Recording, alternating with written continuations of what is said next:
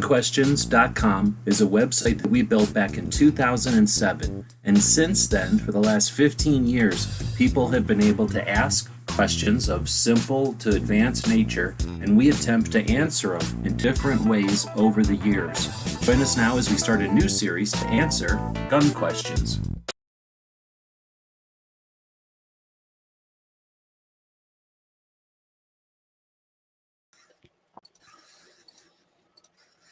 All right, that didn't go quite as smooth as I hoped, but figured it out a little bit. So welcome everybody to our show. Working the new software, and I've got it figured out how to put the intro in. So anyway, working on that. Thanks for your patience with that. And I think we're actually pretty close to right on time today. It's always good practice on YouTube, for what it's worth, to not go live right at the top of the hour. So we're following that rule. We're not going live right at the bottom of the hour. We're shifting it a little bit. But we're going live again to answer questions. I'll be checking out the database of questions. So if anyone went to the website recently and asked a question, we'll be answering those. You can ask your questions live, and we'll answer them. But we're joined by Tony from Diversity Shoot and 2A for E up in New Jersey. Thanks for joining. Thanks, man. And then Thanks for I'm out having here me. in Tucson. Oh, yeah, always. And then I'm out here in Tucson. So if anybody has any questions joining us live, jump in, be part of the show. That's the whole point of the internet. But Tony was just telling me about his last couple of days shooting. So you were about to talk about we were talking about the shoot that you went to today. That was a shoot, though. That was like a competition shoot. This wasn't like last week when you went to a training, like you visited a training thing. Yeah, actually, I have to write that up. Last week was actual tactical rifle training, uh, called Dynamic Rifle 2, with my friend ROC Training here in Jersey, and totally different animal.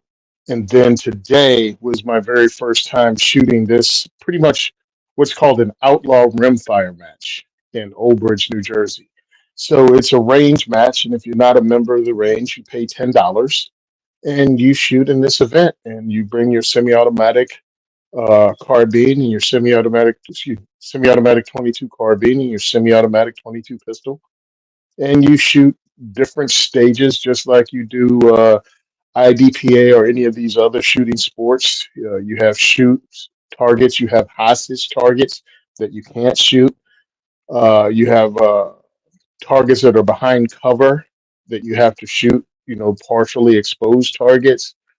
They have metal knockdown targets you have to shoot down. So it's pretty cool. They even had a Texas Star, which is a spinning target that has, I think this one had like 8 arms on it, maybe. And at the end of each arm, like an octopus, it has a little round metal target. And you shoot the target and it falls off. Well, it falls off and the thing spins. It changes trajectory. It spins faster or it spins the opposite way. So I did that for the very first time in a competition on the clock. It was great. I didn't suck as badly as I thought, but for something that's brand new, when you're competing, the thing you just want to do is be safe and not get disqualified, or what they call a DQ, for breaking safety rules. And I didn't break any safety rules. The guys there were very patient because they want new people to join. So they make it into a fun event, and I had a great time. And because of my jacked up knees, these guys were running it, and I'm like, I'm not running. I'm like, everything's cool until I twist, turn, or bust something up, and then I have to limp to work. They were like, no problem, man. Move as fast, as safely as you can, fast and as safe as you can. I did. They had one that you had to take a knee in one position. They were like, you can shoot standing up using the barricade. So that's what I did. A lot of fun. I encourage anyone to go and take a local shooting match. They're not what you think. Oh, by the way, I didn't have any high speed gear. I used my pockets to hold the magazines. I stuck the mags in my back pocket and I roll with it.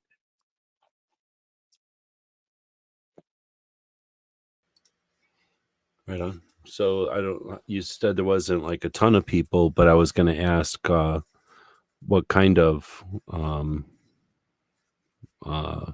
people show up for a competition in New Jersey? Is it people that shoot all kinds of things, or is it something about this match, or is it something about this range that brings them together? Is it a group of people from like a work that come together, or is it just random people? So Like, how I much knew I some. I into it or know not? some of the guys. Well, one of the guys, first one that invited me out was one of my volunteers from 2A4E. He showed up at my first year's event, thought it was great, and he's helped me out occasionally off and on. And he was like, "Hey, Tony, good to see you out shooting." This was at the indoor range. "You need to come by the rifle match on Saturdays." Well, I keep forgetting. I keep forgetting the 22 match. He invited me out. So I get there. It's him, his brother, a cousin of his. Um, they're Latino. And then it was a couple of the guys from the shooting club that I met shooting at the indoor thing. Younger guys showed up that usually shoot IDPA, and these guys had their own setups. Like they were doing it almost tactically. They had the Glock 44 set up like their Glocks at home, or they had, the not ballistic advantage. There's some company that makes a Glock upper in 22 that you can use for a Glock 19. They had that set up. They had an AR-15 set up dedicated to shoot only 22, and it was hooked up just like their home defense rifle or the rifle they're competing with. So it was like, different types of shooters. There were some that were there with gaming rigs on that had the magazines, exposed and on the belt and sticking out, the drop leg holster for competitions. And then you had the dudes that were all tactical out with war belts on and everything and mags on their chest. So it was it was just different types of people. And the thing they had in common was they belonged to the same shooting club or knew somebody that belonged in the shooting club, and they come there to have a good time. Some that come there to practice, their tactical shooting moves. Some went to just have fun with friends. I went there to see it, to record it. So I recorded a couple of runs that the guys were in. I had to record a run of mine. Oh, and the ages are all over the map. Um, so I was talking to one guy. He was like 42, 43, but they're in their like 30s to older. Like I wasn't the oldest guy there at 52 years old, 53 years old. I was not the Hmm, oldest guy interesting. there.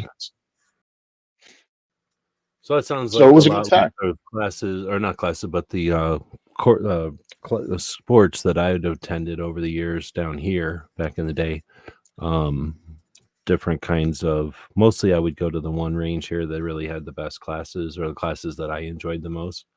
Not classes, I Hmm. keep calling classes, but sports. Um, and I was gonna say, but the difference is, one time I shot a state match because it was in Tucson, so it's fairly easy to shoot, Hmm. and that one was different, like less casual people just showing up. That was mostly people that, from all over the state or even other states that wanted to shoot competitively. Yeah. And, so I was doing it. I don't, did you have to qualify? I think you did have to qualify. I think you had to go shoot the day before or something. I don't remember anymore, but essentially, no, I don't think I had to qualify. I think it was just a matter of if you felt like showing up. So because it was a state match and so many people, like a lot of people showed up, like you're saying, some people just show up because it's at their range. And when I would go to Hmm. some sports, there'd be guys showing up that were, you could tell they had never been like to anything, like, they were some other kind of sports shooter and their guns were all set up for that, but they would shoot these other sports mainly because they could and there was nothing else to do on the weekend, or some reason like that, or maybe they thought they got something out of it, but they were having a good time. But you could tell they were passionate or whatever. Their guns were set up for some other kind of sport. But it sounds like pretty much the same kind of thing that I've experienced. Although I'm not saying I've been to a lot of shooting sports or anything. So how many rounds is it? It's 22, but is it a lot of rounds or is it frugal? Oh no, no, it's as many rounds as you want to put down range. Hold on. How do I put it? They told me it was about 250 rounds, Oh, that's not little. Okay. and yeah, that was 250 rounds of 22. So, Still when half you a can brick. buy a What's box a of brick five, cost y- nowadays? yeah, like $25. Oh, okay. That's not as For, fast as I thought. yeah, Okay. yeah. If it was 5.56, yeah, 250 is a lot of rounds, but it's 22, it's a half a box. Um, so when you're shooting these targets, you only have to hit it once in the A zone, but most people try to shoot quickly and do a double tap. If you hit it twice anywhere on the target, it counts as a hit. Or you can hit it one time in the A zone, but most people just double tap and keep it moving. I was uh, alternating between just shooting it really accurately and then trying to speed up. I used my handgun was a Ruger SR 22 with iron sights. It is not built as a race gun. It's built as a general purpose plinking gun, or maybe as a way for Ruger to introduce people to modern handguns that aren't. Because Ruger has really nice 22s that are pretty much dedicated to hunting or plinking, high end plinking with the Mark series. But those are expensive, all metal guns that pretty much start at like $700. And yours The is more Ruger like a SR. 22 version of a carry gun. Yeah, it's like a 22 version of a carry gun put together by Ruger for like 250. So totally different trigger, totally different sights. It is not built as a precision machine with a hand trigger. It's built as just a carry gun in 22. No excuses. That's what I had, and that's what I tell people to bring. Bring your thing and run it. So that's what I did. I was at a disadvantage comparatively because these guys had things like Volkortsons. They had Ruger Mark threes, Ruger Mark fours with like 2 pound triggers, and everyone. I was the only one that was shooting iron sights. Everyone had an optic on the handgun, and But for the but it 22, was for time also, right? It was a timed thing. yeah, you run the time, and then it's the penalty, and then you get a percentage of whoever was fastest, and that's how they do the score. Well, And of all that stuff course, was I got helping mine. him though. Yeah, all this stuff helped him. Okay. I wasn't embarrassing until I tried to brace off of one of the stages. You shoot a shooting tree. If you don't know what it is, it's just a post with a target on it that swings from left to right or right to left, and all the targets start off on one side. You shoot it, and it swings the opposite direction. So you have to clear it.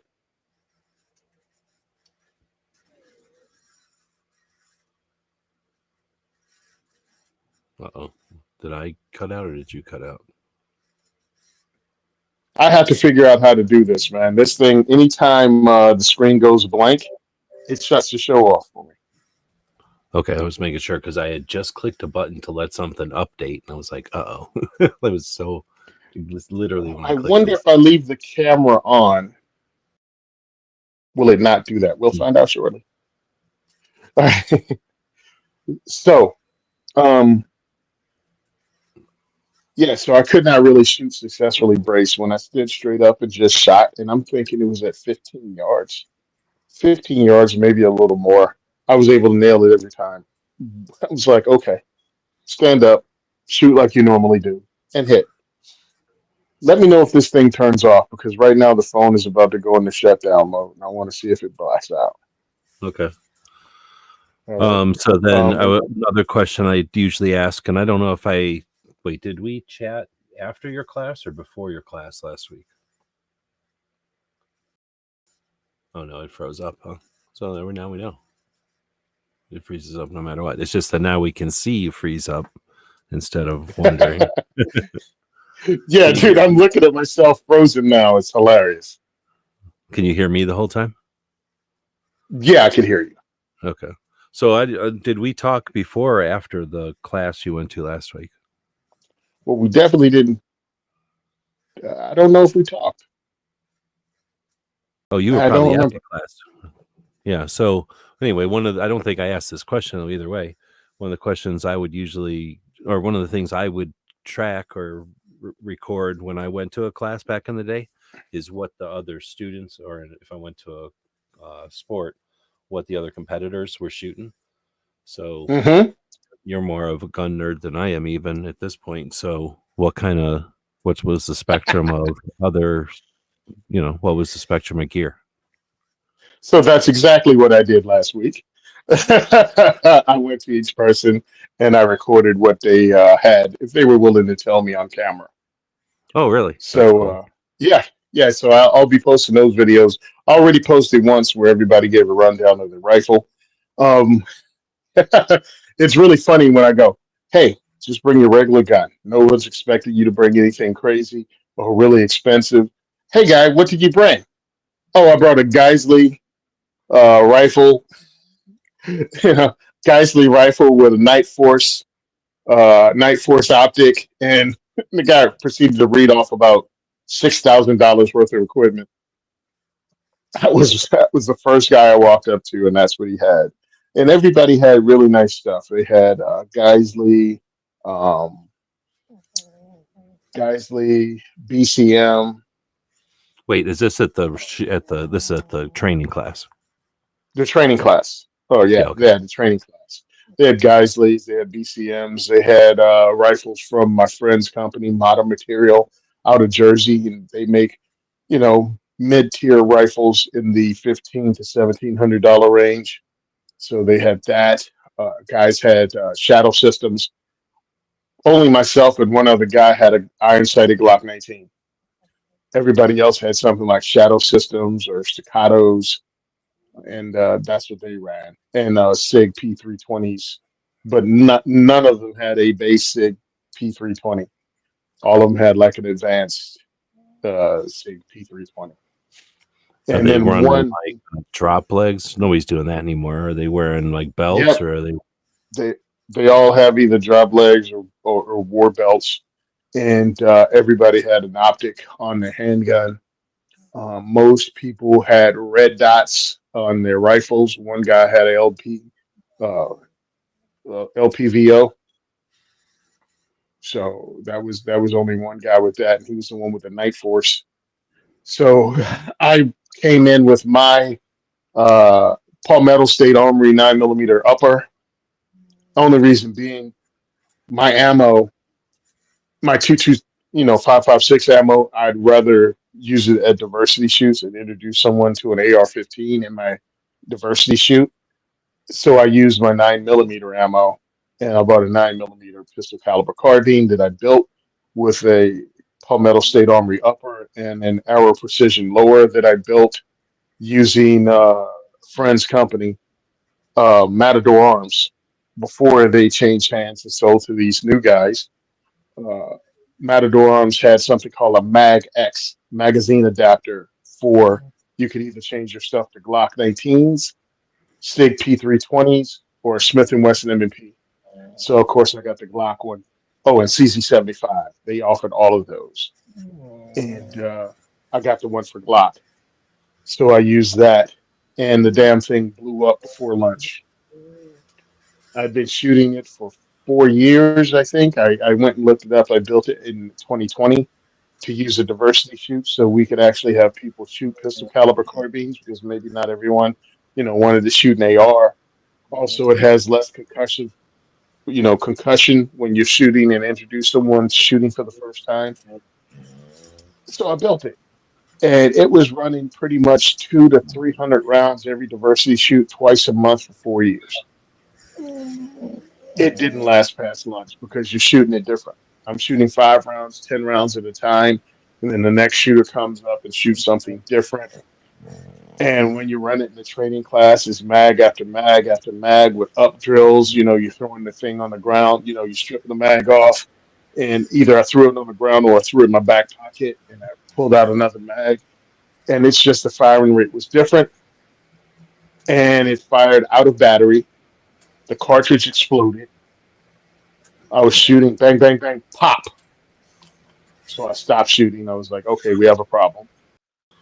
I rack, I rack, I Hmm. pulled back the charging handle, and two pieces of brass fell out. It was Hmm. actually one piece of brass. The casing was split in half.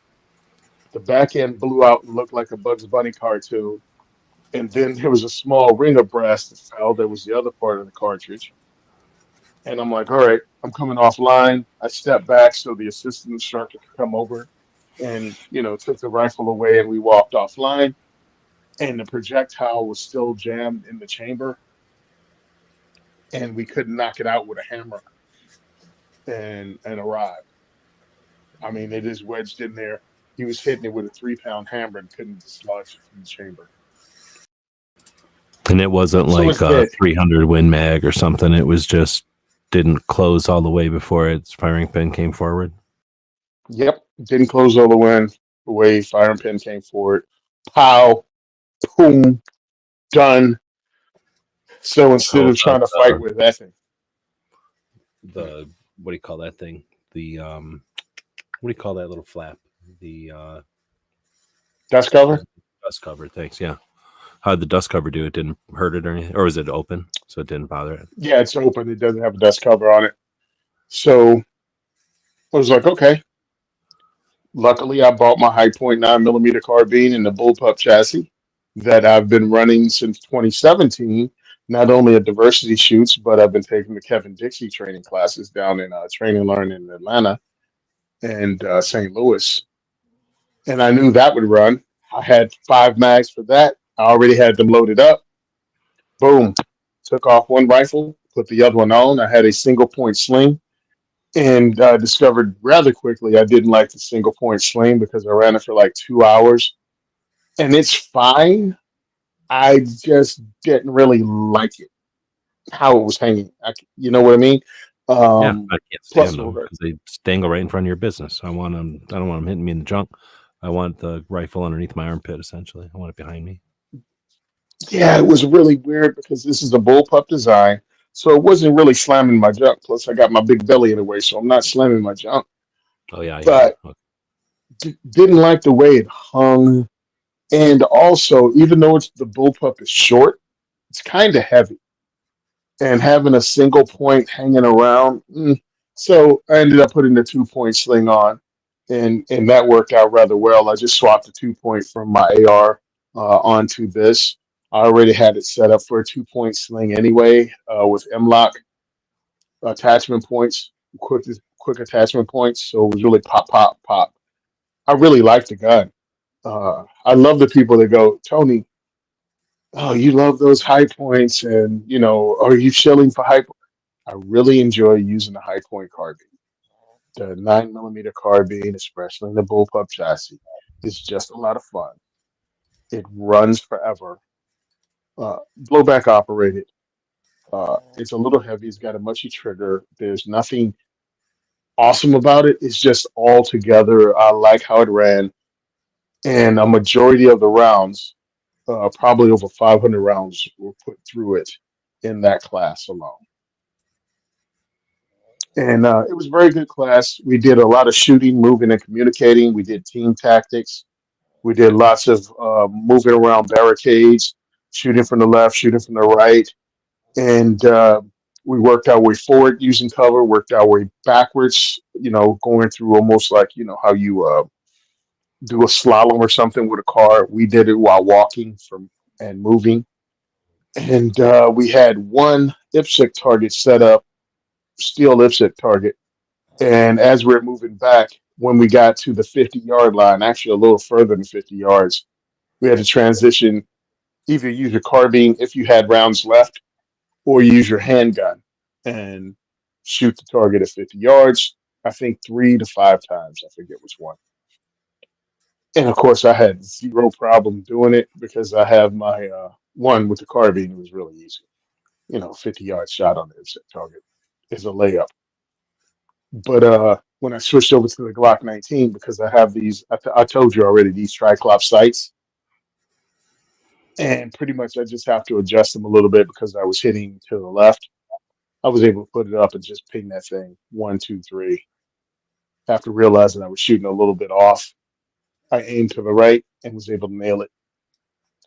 These sights are almost like high vis sights, high vis suppressor sights, suppressor height sights. They work really well. I'm Gabriel saying, couldn't someone put the someone put the sear forward in the bullpup?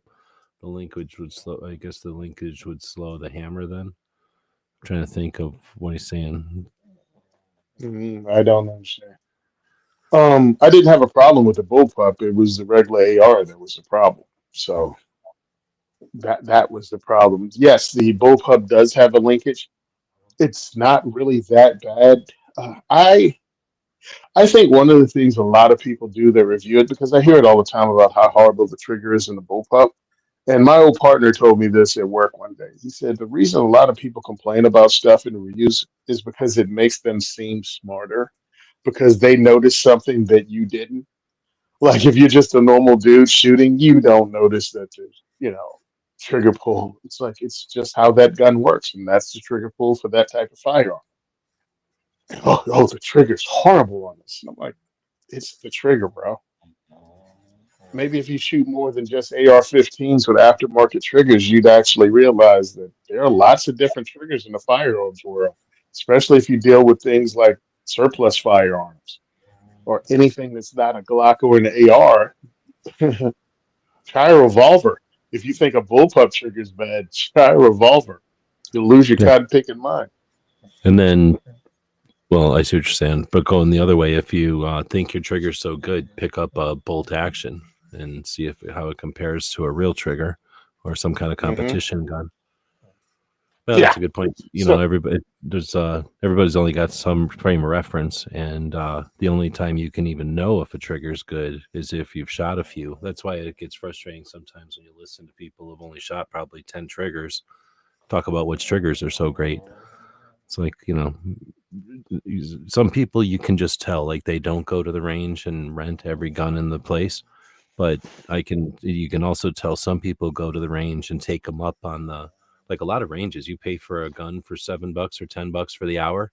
You can come back and change it out. If you didn't like that gun, you can come mhm. get another gun, or you just want to try 3 guns. You can say, hey, I'm going to try these 3 models of Glocks. I'm going to pay $10 and I'm just going to come back and change it out. They don't care. They're not cleaning them. They don't care at all if you do it. Sometimes they'll let you just take them all out if they're really cool and you've been there a lot. But go and try to have a challenge. Try to shoot every single rental gun at your range, and then you'll know what the trigger spectrum is. And not to mention the sight spectrum and the, what do you want to call, like the bore axis spectrum and the magazine well All of it. spectrum and the manual of arms. Most of them are the same manual of arms, but there is a big difference. Little things like having your safety up on the slide or not. It's just a big difference. It's like pocket carry on a knife. Doesn't seem like that big a deal until you go to reach in and poke yourself with your blade or something because you're not expecting it. I One got hundred going on. percent. My co-host is snoring. I don't know if you can hear that or not on the microphone. What do you got there? Yep. What is that? This is from Ocaso. It's an Ocaso knife. It's not bad. One of Len Thomas's partners from Cold Steel started his own company after Cold Steel sold. If you don't know, Cold Steel has new owners now, Yeah, I've heard of that. and Pretty much all the and the knife funny companies all the old knife companies are changing hands. It seems like. generations, man, different generations. Yeah, Um, and I mean, that's someone who had a family business. The kids don't want to work that anymore for the most part. They're like, yeah, you worked here, we worked here. Next generation doesn't want to work here and sell out. So anyway, one of the former owners, because Len had partners, he left and started his own with his share of the loot. And it's a nice gentleman's knife. This is just one of them. They gave me. They were like, "Hey, take one," and I didn't. I kind of wish I would have taken the Damascus knife because it had, such a visual appeal. But I also didn't know how long it was going to last, and I didn't really want to scratch up a really nice Damascus blade. that's my Um, dilemma with them. Is I don't even want to use them because they're fancy. yeah, but I got it. It's nice. It's got good blade steel. It's a really nice slicer. I actually, one of the guys recognized me, which was hilarious because from another show, I used to go to shows all the time. I actually talked to Lynn a few times, and he gave me cold steel knives, and I asked specifically for stuff that was in the $30 range because at the events I host, what's the point of me having a $300, $400, $500 knife and giving it to someone who It's just the mom that came there for the first time.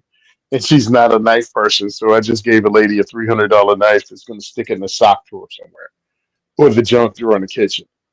So I'm like, nah, just give me something nice like a cold steel, like, $30 cold steel knife. Um, which one did I get? Like the cold steel Pendleton Light Hunter. I thought that was a good knife. I actually had one myself and used it to break into a prison. Um, I broke into the prison with a knife one day because the tower lock went down, and I used the knife to pull the bolt back because the lock was broken, so I was able to get in that way. And it's made out of like 416, what is 4116 crop steel or something. So it was good surgical steel, and it was able to bite into the metal and use that and a small screwdriver and walk the bolt back with this cold steel knife that cost like $20, $22. So for me, that's a decent, knife to win or give away because it's a 20 something dollar knife, but it has good blade steel. So the guy recognized me from there, told me about Ocaso and how it started up, and I met the owner and his wife, who was actually uh, Lynn's assistant at one time, Lynn Thomas's assistant. So they know the knife business, they know the business of it, and they decided to start their own. And I thought it was great. Oh, Sleepyhead is up now. No, I got up and turned around. That's about it. Um, I figured out something about this new streaming software. I can't tag the comments and go back to them. Before, you used to be able to tag them and they'd be in another column, and then we could stack them up and go back to them over time. So let me know if we're missing anything. But earlier, my Yeah. tomorrow I'm going to a Cowboy action shoot in range orientation at the Pistol Club I joined a week ago.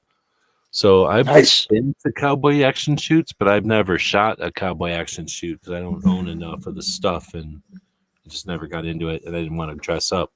But what's it like in New Jersey? So for people that don't know, a Cowboy action shoot is it's a pretty fun event. I don't know how much they differ, but usually they have like a bunch of different events, everything from like fast shooting revolvers to rifles, and shotguns, even all the way up to running around on horseback and shooting balloons with.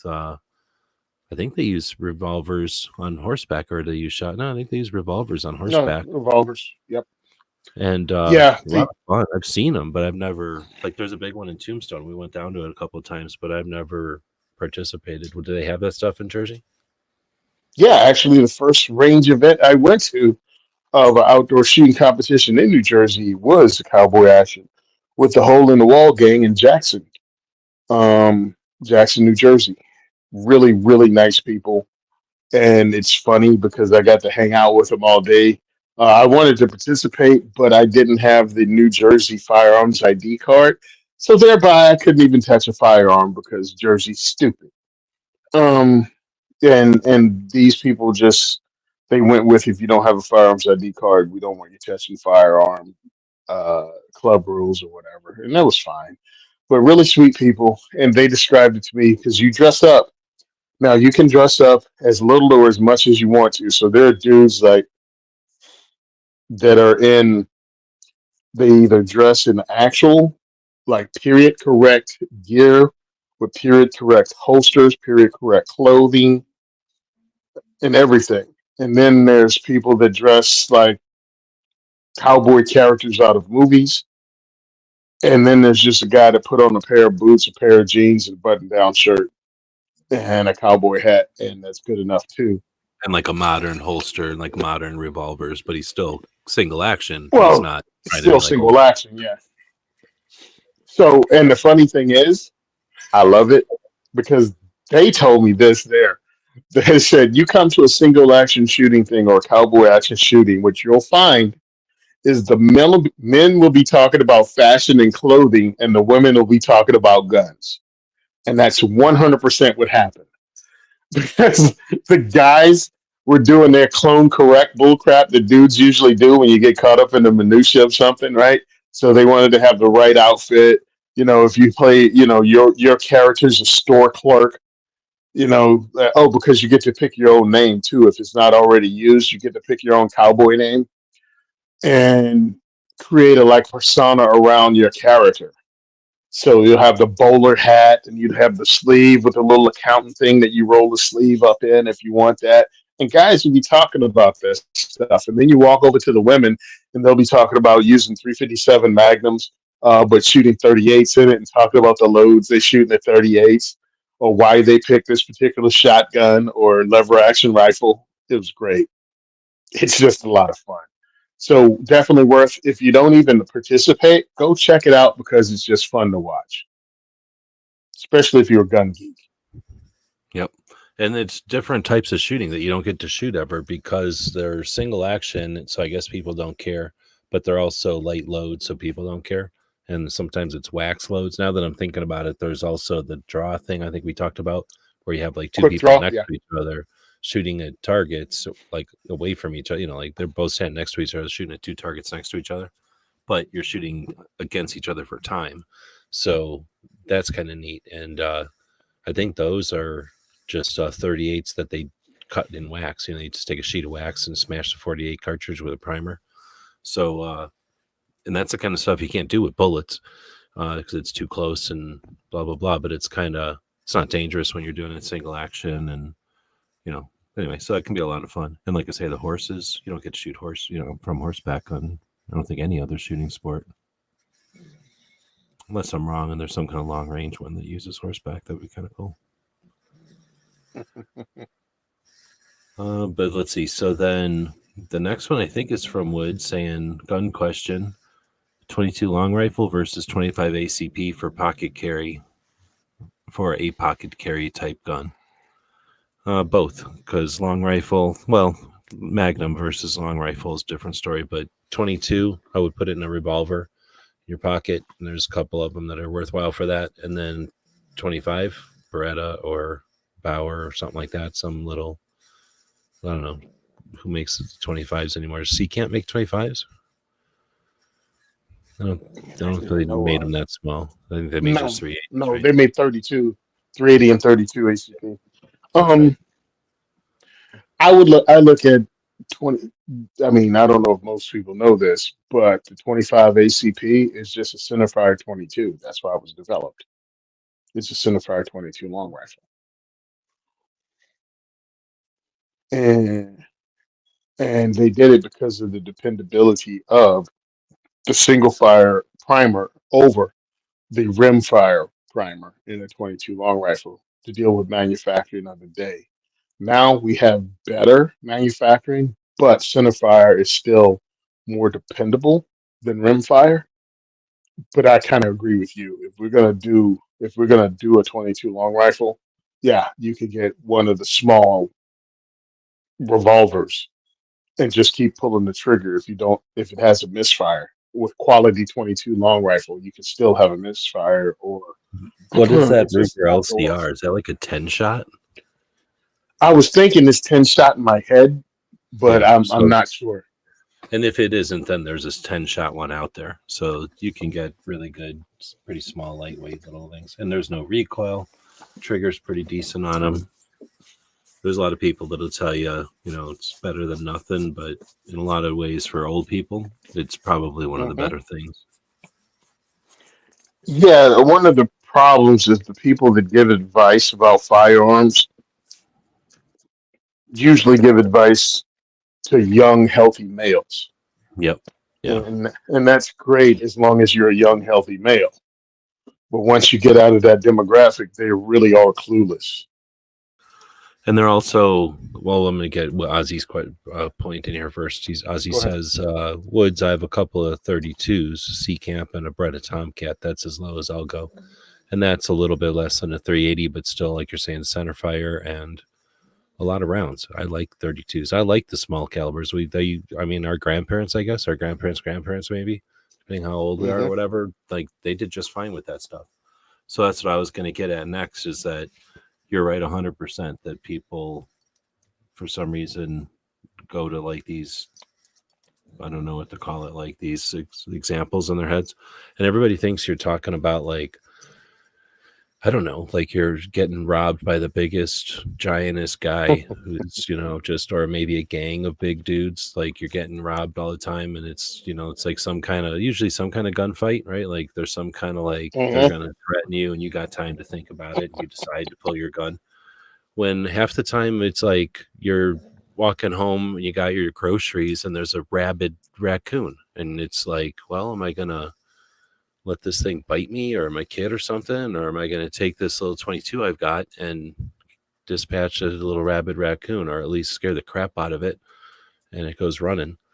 Or just what's the word? The peace of mind to have it in your, to know you've got it. So now, you do go do that thing you wanted to do because you were maybe concerned that maybe you shouldn't do it, but okay, I've got my gun with me. I'm going to go do it. And, there's just that kind of stuff. Like it's not always these gunfights. So I think a 25 or a 32 or even a 22 can accomplish that for a lot of people. Okay, I'll go ahead and say it, because a lot of people say stuff because they want a shortcut. You know what I mean? They don't want to carry a heavy gun. They don't want to practice. Um, because it's a spectrum, right? It's people that think if I buy the latest, greatest, Glock of this with a ported barrel and a red dot and a flashlight and a stipple job and a trigger job, and then you find out they rarely go to the range. They rarely shoot. They 100% don't dry fire. They've never taken a class. And they believe putting all this money into the firearm is going to turn them into something they're not. And then the other end of it is the person that barely wants to carry. Uh, they just want this lightweight thing to say they have a gun. I mean, if they could get away with a single shot, pen gun, they would, but they have a gun. And it's like, yeah, you got to land somewhere in between. Um, both firearms, you need to practice with them. You need to learn your limitations. You need to learn your limitations with that firearm. And you also have to build your confidence up with it, not figuring out how to shoot it when you have an emergency. So if you have that pocket 22, if you have that pocket 25, you're still going to need to go to the range and shoot it to find out exactly what distance can you hit with this thing consistently. Not the best you ever did, but what you can actually do when you step onto the range and just lift up and shoot it at a target within 7 yards. Can you hit it where you aim, where you meant to hit it? And the smaller the caliber, the more you better hit someone in a place that counts, i.e., eyes, nose, T box up here in the head. Because hitting someone in the chest with a 22 long rifle, well, that might not end the fight, and it probably won't end the fight immediately if it's a physical stop you're looking for. If you shot and it made a bunch of noise and they feel themselves get hit in the chest and they don't want to play anymore, a win's a win. But you should really aim to be the most effective shot you can be. And the bigger calibers allow you to not have to hit so precisely as the lighter, smaller caliber does. So there are no shortcuts. Whatever you carry, you need to practice with and you need to be good with it. Smaller guns is harder to shoot. You ever heard of the 5 points of gun shooting? You got your trigger, you got your sights, right? You got your ammo, maybe your barrel. I forget what all the parts are. There's a lot to keep track of, but you got your 5 points of gun shooting. Well, if you get an upgraded trigger, you don't have to practice trigger no more. If you get upgraded sights, you don't got to practice your sights anymore. You've taken care of that. If you get an upgraded grip, you're done. You don't have to. So you upgrade 5 things on your gun. You don't have to practice no more. I don't think you've thought about this. No, obviously I didn't. I don't Maybe if really you're upgrade my poor gun. and you don't upgrade nothing on your gun, you got to practice all the time because you got those 5 things to worry about. But you can upgrade yourself right out of that. Okay, that's like you could buy horsepower. What it bolt on horsepower? Yeah, that works for cars and it works for guns. But I don't know. I'm thinking there's just so much to it. You've watched a lot more of the whatever you want to say, like actual scenarios or the actual reports or after actions, I guess, than I've ever have. Yeah. But I don't need to, once there's the ranges of things, you understand there's a bunch of stuff in between, right? So when you hear about a new parameter, a new extreme or something, I guess, then okay, then everything inside of there is now fair game. So I guess I always like to think of the worst case scenario whenever I'm thinking of advice for people or myself, I guess. And that would be, again, like most people think of a fight is going to be, hey, you, from across the parking lot. And then the person starts running at you and you've got some time to think about what you're going to do. And in your brain, you're thinking, should I grab my knife? No, I'm going to grab my gun. Yeah, I'm going to grab my gun. And then you pull out your gun, you draw and you shoot, right? And in reality, you're probably doing stuff. And then all of a sudden you're like, what, like I've just been in too many things and been around too many things. And anyway, so I guess what I'm getting at is the whole power of the thing is moot when you don't ever really get to that make decision. Like sometimes it's great to be able to decide to shoot center of mass or whatever, but we're not military where we're taking aim and we're deciding what to do. So not all the time, but sometimes we're always reacting, right? So when you're reacting, you're probably going to be shooting through hands and fingers and clothing and arms and all this stuff in a fight, right? Like in a fight, you've got all that going on. And I'm hoping you got a revolver so that, again, like somebody's on you. And, we're guys. So I always think guys, but girls, they got a whole different scenario of things that can be going on. And that a bunch of those involve having hands on them, right? Somebody grabbing them, somebody holding on to them, hugging them or something, worse. So when you've got a 22, let's say 10 shot 22, let's say 6 shot 22 Magnum in your pocket, that's a revolver and it's going to work. Not the single action NAA. I know I have a collection of those. Everybody assumes I'm jumping to that. I'm not talking about that. I'm talking like a, double action, probably hammerless revolver that allows her to get off. And that's like shots in the thigh, shots in the guts, shots in the fingers, shots in the ears, eyeballs. You know what I mean? Like people don't want to think about that. They always want to think center mass. Well, in reality, if you're getting, let's say, mauled, you're getting somebody's on you, like you're intimate, they're gonna feel those shots. So I hear what you're saying, but at the same time, they say whatever you carry is better than whatever. I still say the little guns, the guns that everybody dismisses for ladies, I think those have a lot of attractive features that for everything I just said. Like even a little one, I wish they made 25s, but like a little 32 H&R revolver, I don't know, are those 10 shot? Probably that would be too much to ask for. I don't think so. 7 shot or something. But because I think they have 7 shot.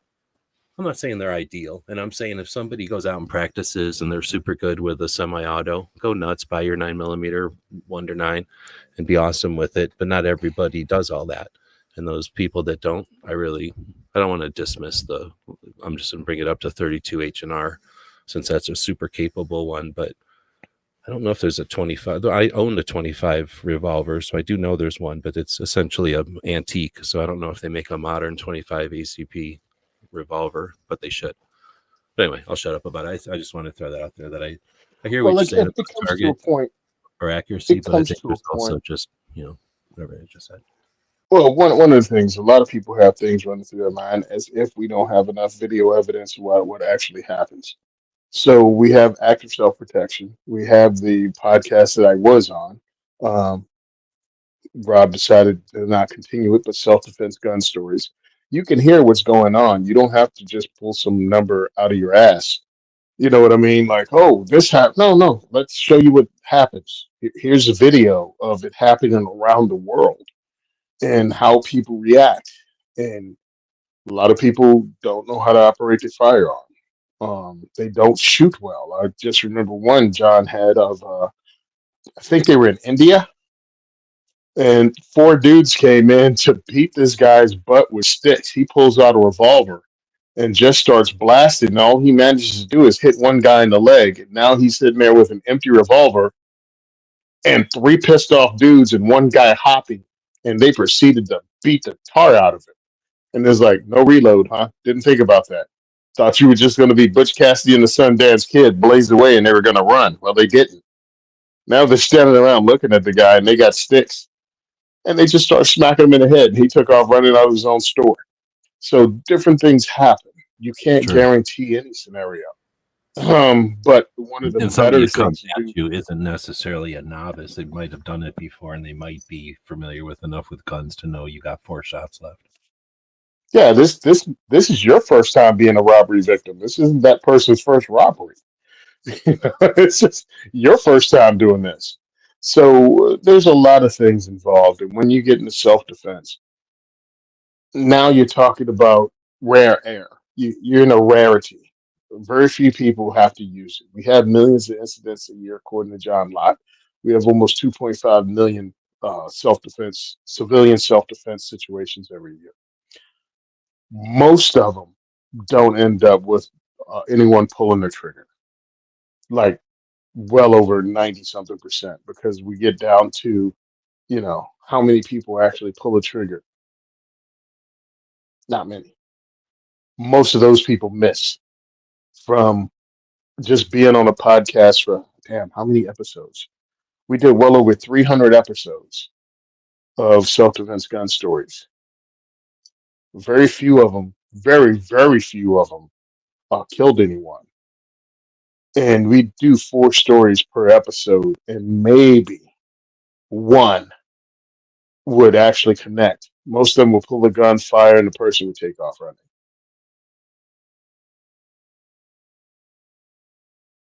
And that's where, again, like, I incorporate that whenever I give the advice of, I mean, I don't want to just do the, is it trite? Like, I don't want to do the old, the one you carry is better than the one you leave at home or whatever. I mean, that's obvious, but I'm not Mm-hmm. defaulting to that. I still say the small gun that you carry every single day in your pocket can be leaps and bounds ahead of the amazing 9 that, I mean, I'm not saying Yeah, but I found a let's. holster for a 9, I'm assuming.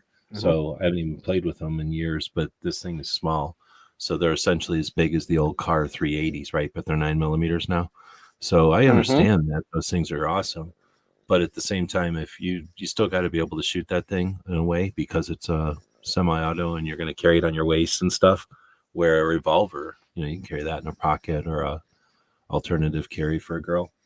But Well, if you're going to carry a revolver in your I'm, pocket, I'm just getting back to like just something that you can carry, because half the time you're brandishing, half the time it's just the confidence to know that you can go the extra if you needed to, that you're going to mhm. walk across that parking lot and not something else. Like sometimes things happen because of people don't have the confidence to do what they should just do, and sometimes the criminals are way more scared than people expect them to be. Well, criminals didn't show up for a fight. Right? Exactly. Criminals don't show up for a fight. All right, but the other thing is this: firearm selection. You say carry it in your pocket. Well, carry something in a fucking holster. All right, get a bigger goddamn gun. Um, because it's like, stop. Oh well, I don't want to be inconvenienced by this. Oh, okay, okay, if that's how you roll. I'm not going to tell obviously doing what I do. I'm not going to try to gatekeep anybody. Obviously, bigger guns are easier to shoot. You don't have to have a double stack 9 millimeter. You know what I mean? You can get a single stack 9 millimeter. That's pretty darn small. You got Glock Like he's having 43s. You got nightmares because you're talking about 9 millimeters. He's having nightmares yeah. now. Is that what it is? You got Sig P380s. You have 9 millimeters that are the size of 32s and 380s now. So stop. You know what I mean? Because when we grew up, you didn't. All you had was a C camp. Yeah. You either had a C camp or an NAA. Well, that's gone with the wind now. And you can have really good centerfire nines with good holsters, everything from appendix carry uh, to pocket carry with a good holster that covers everything up, to even that thing that Sarah and her husband John came up with, the filster, that you can wear basketball shorts and a t-shirt, and it straps around your waist, so you not stuck just with what you can stick in your pocket. You can actually carry a decent sized gun in the filster holster, and you're good to go. I think that's what it is. Enigma holster. That's what it's called. The Enigma holster from Filster.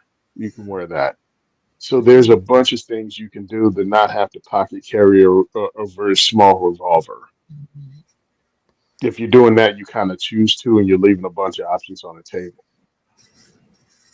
More than likely, you'll go your whole entire life and never ever have to use a firearm in self-defense. I want to be able to even the odds enough that I know I can fight with this gun if I have to, because you know who doesn't care what the odds about what the odds are about being struck with lightning? The dude that gets struck with lightning. Yeah, exactly.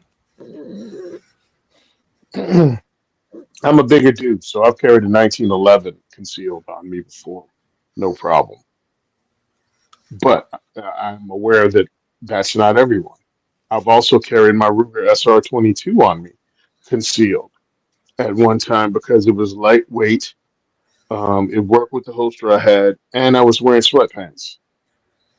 That Glock would not have worked with it, but that 22 with 10 shots that I know goes off every time because I use CCI ammo. I use what is Velociraptor or even CCI standard. It runs.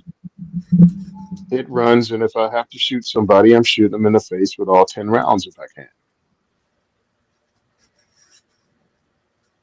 Gabriel has a good one here. Guns are supposed to give comfort, not be comfortable. I don't know if you I got that from totally someone who understand. came up with that, but that's pretty good. Yeah, that's one of the old sayings. You're supposed to be comfortable, not comforted. You're supposed to be comforted, not comfortable. And I get it, but some people that's not their reality. They're not going to go that extra mile. You know what I mean? They're not going to put themselves out in any way, and I'm aware of that. But Well, that's the thing. understand. Like, you're, let's say, who we're talking about. Somebody Hmm. who's sitting around their house most of the day and then goes to the Hmm. store. Somebody who's sitting around their house. Then somebody else goes to the store. So they're literally just sitting around their house all the time. Somebody that lives out in the middle of the desert, like I do. Somebody that lives out in the middle of the woods or something. Um, Again, more of a just in case, like, and then a Hmm. critter is more of an issue. Now, if you're going to work every day, um, somewhere, I don't know, where the commute and what I think people don't think about is you got to commute, let's say, in a car or a bus or something, even. You're going from one place to another. You got to think about every single place you're going through or past, right? Because if you break down or something happens where you get diverted into a detour and then something happens and something weird happens, you don't know where you're going to end up being. So yeah, you got to kind of be ready for all that stuff in between is what I'm getting at. And then all the Hmm. stuff that might happen at your work or your lunch hour and that kind of stuff. That's just what I'm saying. Like there's a whole different thing. And especially if you're a parent going around with your kids, that's different than, an 18-year-old who's, again, well, I guess 18-year-olds may be a bad idea and some bad suggestion in some states, but someone who's age appropriate, right, who's able to carry, make the decision and have the right, not restricted. But you know what I'm saying? Like everybody's got a different life story or whatever, using carrying for a different reason. And I've always Well, still you thought also that, like, there's a go ahead. difference.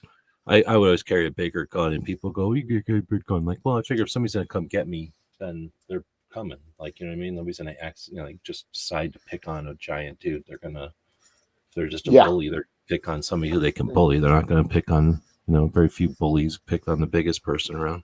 But Hmm. but for that reason, when they do pick on you, like they don't care anymore. Like, or there's 8 of them, right? Yep. Uh huh. I try to tell people that all the time. Also, a funny thing happens when you're younger. Okay, this is what I've noticed. And when I talk to people, when you're younger, young single guy carries one type of gun. And as you get older, the gun gets lighter and the capacity gets less. It's like, I don't feel like carrying that damn thing anymore. Well, I think I it's started one of off. those things like wearing your seatbelt, right? When you first get your car, you're wearing your seatbelt, Hmm. you're checking your things. After a while, you're barely remembering to turn your lights on, and you're barely wearing your seatbelt. And you're just getting accustomed to not being in car wrecks every time you go out, and you don't think about that you can still get in a car wreck every time you go out. It's like, yeah, I want to carry a firearm because I understand that I'm my own first protector and that everybody's not a good person. All right, cool. Had a 1911. I carried that in the holster. And it's like, man, end of the day, that 1911 was really something I wanted to put down. Um, Then you switch over. I got the Glock. I have more capacity. Well, actually, I live in Jersey, so I'm still screwed.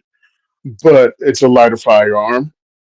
And then as I go and get older, I'm like, how thin can I get and how light can the gun get? Because I just don't feel like bothering. And yeah, Woods is also right. You do sketchier things when you're in your 20s. I was over that by the time I got back to the States, over going to sketchy places. But my job is a locksmith, and I had to go where people were locked out of cars. And one of the axioms, I think John Farnham said it, one of the ones that's known for saying it, don't go to stupid places at stupid times with stupid people. Well, as a locksmith that offers 24-hour service, that's pretty much my calling. That's my client base. People that are out 1 to 2 o'clock in the morning and they've locked themselves out of their car. Most of them rarely are at work, or if they are at work, it's at one of the stupid places, stupid times, surrounded by stupid people.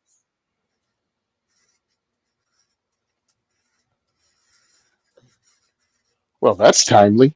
I just had a notice. There's a YouTube video showing 4570 Derringer one hand recoil.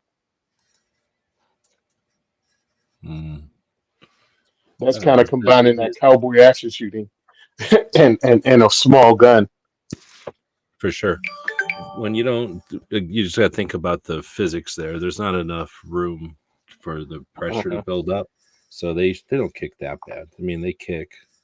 You know what I'm saying? Like they're not like holding a now I can't think of the short when you chop down a lever action Oh, hog's leg. hog's leg. Is it? Yeah, I think it's hog's leg. I'm gonna jump Mare's on leg. I'm sorry, mare's leg. right back. I think a hog's leg is the same thing, or is that a shot? No, hog's leg is the old, what they call revolvers.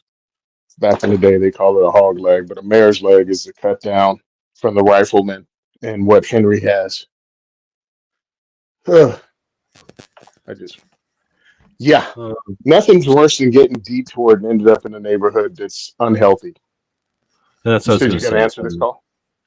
I did. I was just telling Joe. You know Joe. I think I was just telling him shut up. I'm live right Oh, now. Where he's telling me about a deal on a phone, and I don't. Well, luckily I'm in a spot where I don't need another phone, so I have 3 phones right now. What was I was going to say something about the thing that when you were saying that advice from Farnham. what kind of I've been stuff? to a lot of CCW classes and I've heard that advice a lot. I hear it all the time. It's and it's not bad advice, I guess. It's just that it's it's not new or anything.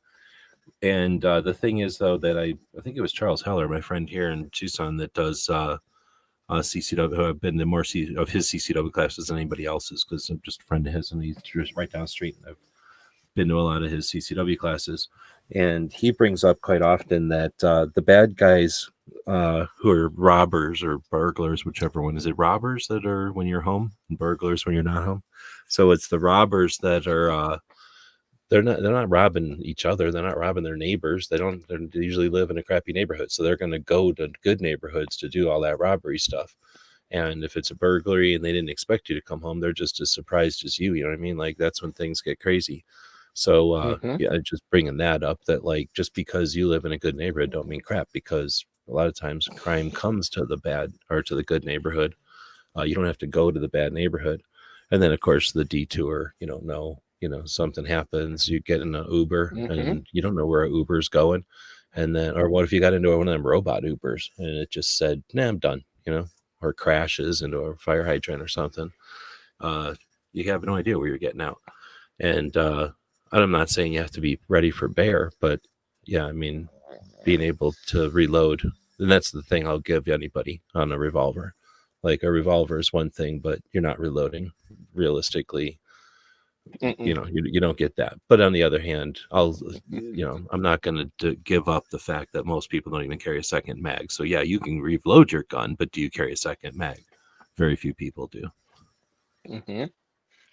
Oh, it's And really it's not true. wrong. It's just that you can't go around ragging on revolvers when you don't carry a second mag. Like you can, at least you have an argument when you carry second mag. Is all I'm saying. It's it really gets to the point of what are you doing? Why are you doing it? And how deeply have you thought into this? And have you gone too deep? You know what I mean? Have all of a sudden now, yeah, not only do I have a secondary, I mean, I have a, EDC gun, I have a truck gun, I have a backup, I also have my knife, I have pepper spray. I'm like, okay, bro, I understand that, man. You're going on patrol. And if that's how you live your life, cool. But everybody doesn't have to do that. And I don't try to guilt trip people into look, carry what you carry, just know how to use it and understand that just because you have a hammer, everything isn't a nail. I mean, there's a lot more than firearms ownership than I got a gun, and if anybody messes with me, I'm shooting them. I'm like, there's a whole lot of options between that, right? It's a whole lot of things you can do. And if we're just talking about the firearm, let's learn to run your gun. Let's get some ammo for your gun that's effective for whatever caliber you have. Let's get your skill set down to the point that you can actually use that with unconscious competence because you may not have time to think Ooh, about where'd aim you get for center unconscious mass. competence at? I haven't heard that Oh, one. it's unconscious competence. I picked it up from a few different people. But yeah, Nice. know how to use your gun without thinking about it because you might not have time to think about it. It might not be the thing that went down across the, hey, you, give me your wallet. What? I said, hey, you. No, that's not how that might happen. It's they popped up, stepped in front of you, and all of a sudden you're being robbed with a physical threat, and you have to decide whether to use your thing or not. Or maybe they're already attacking you, and you have to use your thing. And you shouldn't be, oh my goodness, I have to get my pistol out, my small pistol out of my pocket, and then rack one into it because I'm not confident with my gun. So now I have to chamber around while I'm being either hit or stabbed. And then I have to use the thing that I'm not familiar with whatsoever. And it's really small. That's a good Like point. all Now, that I'm not stuff going can to throw the add up. whole racking it on people. There's people that don't rack it, I suppose, but I'm thinking that, at least from my listening, I don't have conversations about this stuff or anything, but just listening to people, I don't hear that one come up very much anymore. But I'm going to say inappropriate gun in the pocket. In my opinion, the little guns, like I can't remember what it is. It's Sig or Ruger or something, but a little tiny pocket 380 that Hmm. I wouldn't carry a pocket semi. I only pocket carry revolvers, but that's me because of the safety. And I'm never going to put a safety on a semi-auto. I think it's ridiculous when you can buy machines that don't have it. I'm not going to buy one with it. I always bitch about that, but you either have to practice with the safety, in which case your safety is Hmm. going to get worn out because you practice with it so much, or you're going to say, "Oh, I'm not going to practice with it," in which case you're at the mercy of Murphy's law, which Murphy will put the safety in the wrong position no matter what you expect it to be in when you don't need it to, right? Like there's no way I'm dealing with that. Hmm. So, but that's a good point. Then that people do tend to think unrealistically about their abilities, right, or their reflexes or whatever, like their Yeah. ability to pull a gun out of a pocket or out of a holster, even really. So I was going to ask you this, and I don't know, we're an hour, and we're it's Yep. tendency to go too long. You're at home now because Yeah. before you were driving, and if I would have got everything together quicker, you would have been driving, and we would have had like an hour show no matter what because you would have been home and would have been your drive time. But now we have to be Hmm. careful because I Yeah. don't want to keep it all afternoon again. But it's something that came up as we were talking about this. Just I didn't even look to see if we have any real questions, but we've kind of been riffing off the live questions here. Thanks to everybody who's joining us live. When so there's some options, and I had just put up a poll about this. Where's your favorite place to shoot? At the indoor range, the outdoor range, the private land, or virtual? And nobody really picked virtual. Everybody dismisses it. But two questions here, or maybe I'm going to ghost you with giving you a bunch of different questions like Ghost Tactical will do. But first off, you've got the big question is going to be, does simunition or force on force or simulation training, where either with a person or with a virtual, you have some kind of an encounter, and it can go organically one way or the other. It's not like a video game where it's going to go this, like a Hogan's Alley, where the things are going to flip this way or that way. But it's a more realistic, like you're going to have to de-escalate the situation potentially.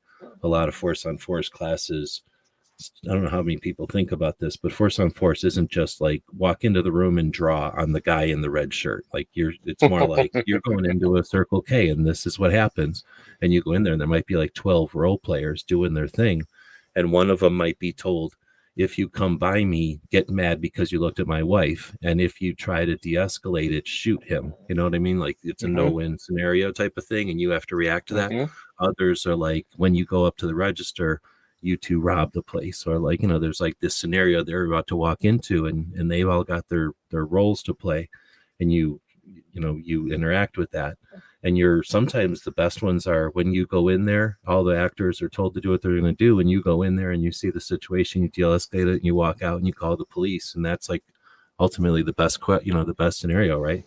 But a lot of people go into a class like that thinking boom boom boom boom boom, like they don't even talk, they just come in and start shooting. And because you can, and it's like that until you experience that the first couple of times, now you understand, okay, it's really about the trying to live through this and not trying to be the best shooter through this, or trying to gain my shooting experience.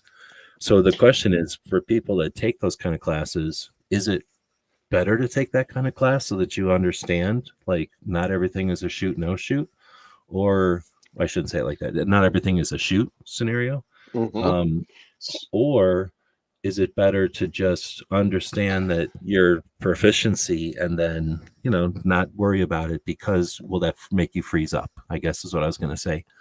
And then the second part of this, to make it a ghost question, is the virtual part. Like, sure, it's neat to go to a force on force, but it's super expensive and it takes forever because you have to really go there for the whole day because you have to wait for everybody else to shoot. You're not just going to a quick force on force class. At least I've never seen one.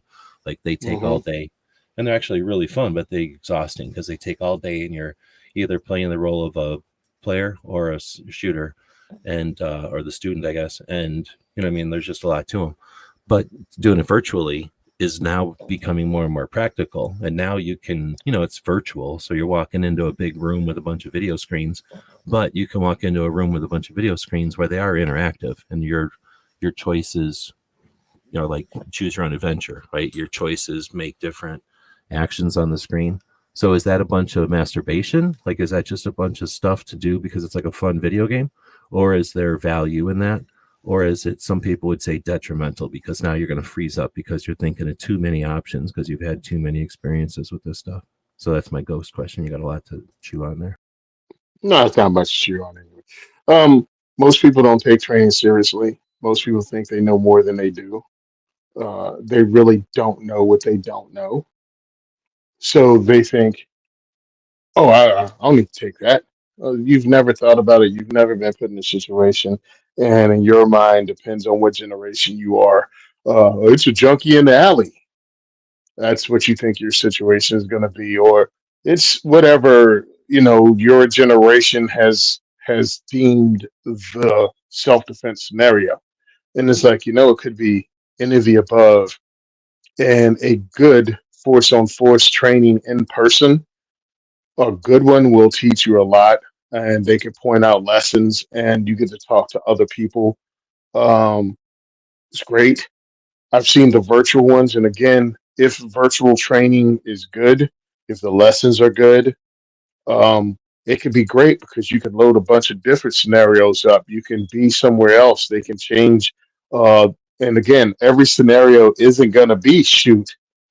You can walk away. So I have it posted up on my Instagram page. Simon Says Train. It's pinned to the top. Is the force on force that I actually had to use violence, mainly because we ran 3 scenarios per person, and I decided to nope my way out of the first 2 without ever drawing a firearm. I just left. There was no reason for me to be in that situation, so I walked away. And the last one, they made sure I was attacked and didn't have a choice but to draw my firearm, and that's what I did. Um, but it's also, you get out of it what you put into it. If you just want to get through it, you probably won't learn anything from it. If you just want it to be done, he pushed that thing off like, get it off of me. Um, because I've watched that happen too. That this person just didn't learn a damn thing from it. And then you have some people that go in and they take it for what it is and understand I can learn from this. And that's how I decided to go into it. I'm like, yo, I want to learn as much as possible from any of my force on force scenarios. We did it when I hosted the active shooter slash trauma medicine class. We did that. I really enjoyed that, and we ran different scenarios of how you react, how you deal with an active shooter, even if you don't have a firearm. And then I did the one down in Ambassador Academy. That was force on force, and then we hosted one where we were doing home defense of the home, and we all were role players and how you act. So it's you get out of it what you put into it. A lot of stuff can be done virtually. If you have that, go check it out. Some stuff can be done with airsoft guns. You don't really need to have real guns for it. You can do airsoft and inside a structure. We ran ours using SIRT pistols at range 14 at Fort Dix. So I think good force on force training is worth it because people can put you in situations you never ever dreamed of, like family, husband, wife. This is your wife. All of a sudden, your wife nuts up and starts coming at you with a butcher knife. What are you gonna do? You can shoot her, or you can run out of the room. You can do any of the above, but it just makes you think, and I think that's good and can be good. Look at him, big baby. What is that?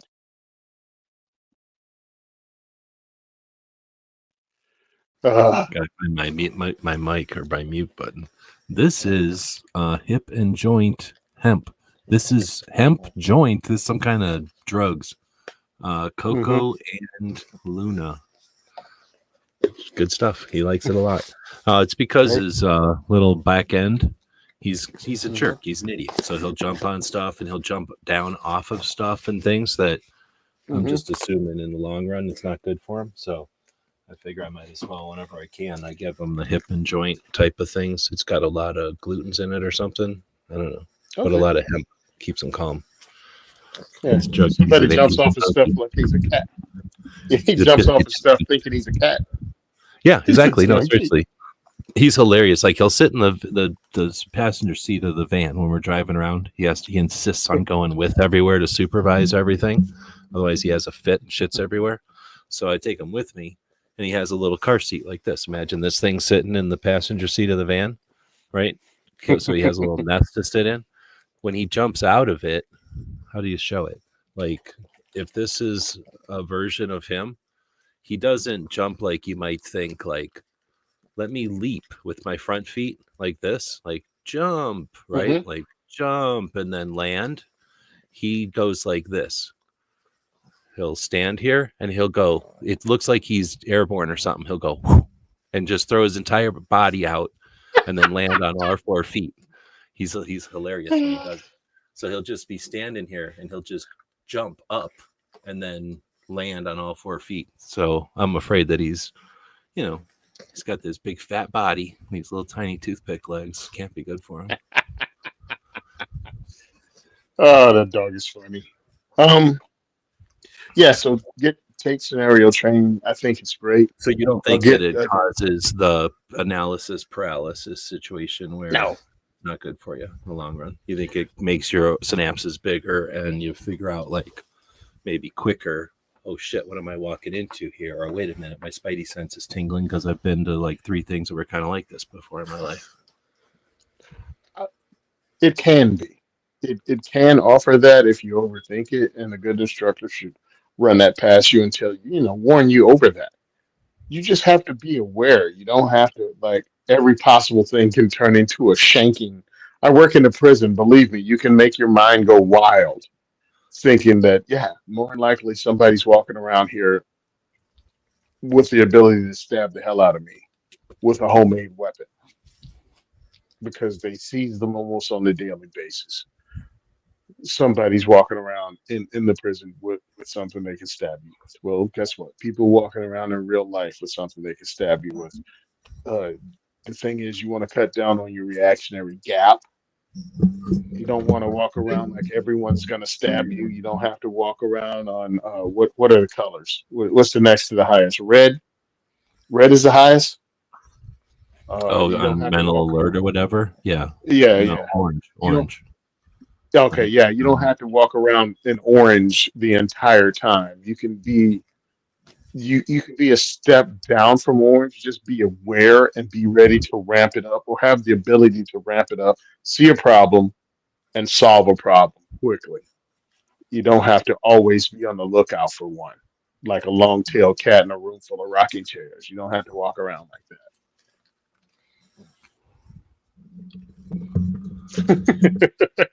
So what I do when I because I have to come down from work when I get off of work, I have to um lore. I have to get back in the citizen mode where I'm not in a prison situation. I Because was going to say, understand because when I'm even in regular life, yeah, everybody has the potential, but in prison, there's people that are never getting out of prison. So what do they care if they stab somebody? Or am I crazy? no, no, they've been already convicted and they may have nothing to lose. It may be reasons that you don't even know. They've gone cuckoo for Cocoa Puffs in their head and you're a threat Or like and somebody you've gave never them even some spoken. ramen noodles or something, and to them, like, I don't care. Like, I'm going to be here forever anyway, Yeah, right? Or is that a movie yeah. thing? Okay. No, no, no, no, no, no, no. It can happen. They can Yeah. have a So, I mean, psychological I'm break. just saying, I'm not saying it's happening every day. I'm just saying, like, there is No. technically that level where you don't have that on the street usually. Yeah, you don't have it. I mean, the people I work with or I move around every day have already been convicted of doing those things. So the chances that they do it again are probably higher than the dude who works at the gas station doing it to you. So yeah, I have to come down and realize I'm not always at work. And we've talked about it at work. Some of the guys there. I think one of the funny scenarios, one of the guys got off of work at the prison, working a double, and life still goes on. Well, you got to take your kid to the haunted hayride thing. So he gets off working two shifts in the prison and still has to take his kid to the haunted hayride. So they go to the haunted hayride and they're walking through the scare house, a jump house, a house of horrors. Wrong dude to jump out on when he just got off of work in the prison. Yeah, they jumped and he just threw a friggin' haymaker right in this guy's face. Like just not a haymaker, just a fast jab, like pow, with a follow up of you get off me. And it's like I just punched the shit out of Frankenstein. It's like I'm sorry, man. I'm sorry. And he was apologizing all over the place, and the kid was cool with it, because it was a late teens person, and he pulled it, but he hit him, and he was like really apologizing, like I'm really sorry. And it's like, yeah, That dude, being you get said, off of like, I work. got to assume that is got to be a thing when you are the person who jumps out at people at a haunted house. Like, that's got to trigger some people's, what you can't Fight or control. flight. Yeah, exactly right. And some people probably don't even know they got it in them, but they just, they're not. But anyway, I'm just guessing that happens. Maybe Yeah, for some people don't. Some maybe it people happens do. once you're through the thing a little bit.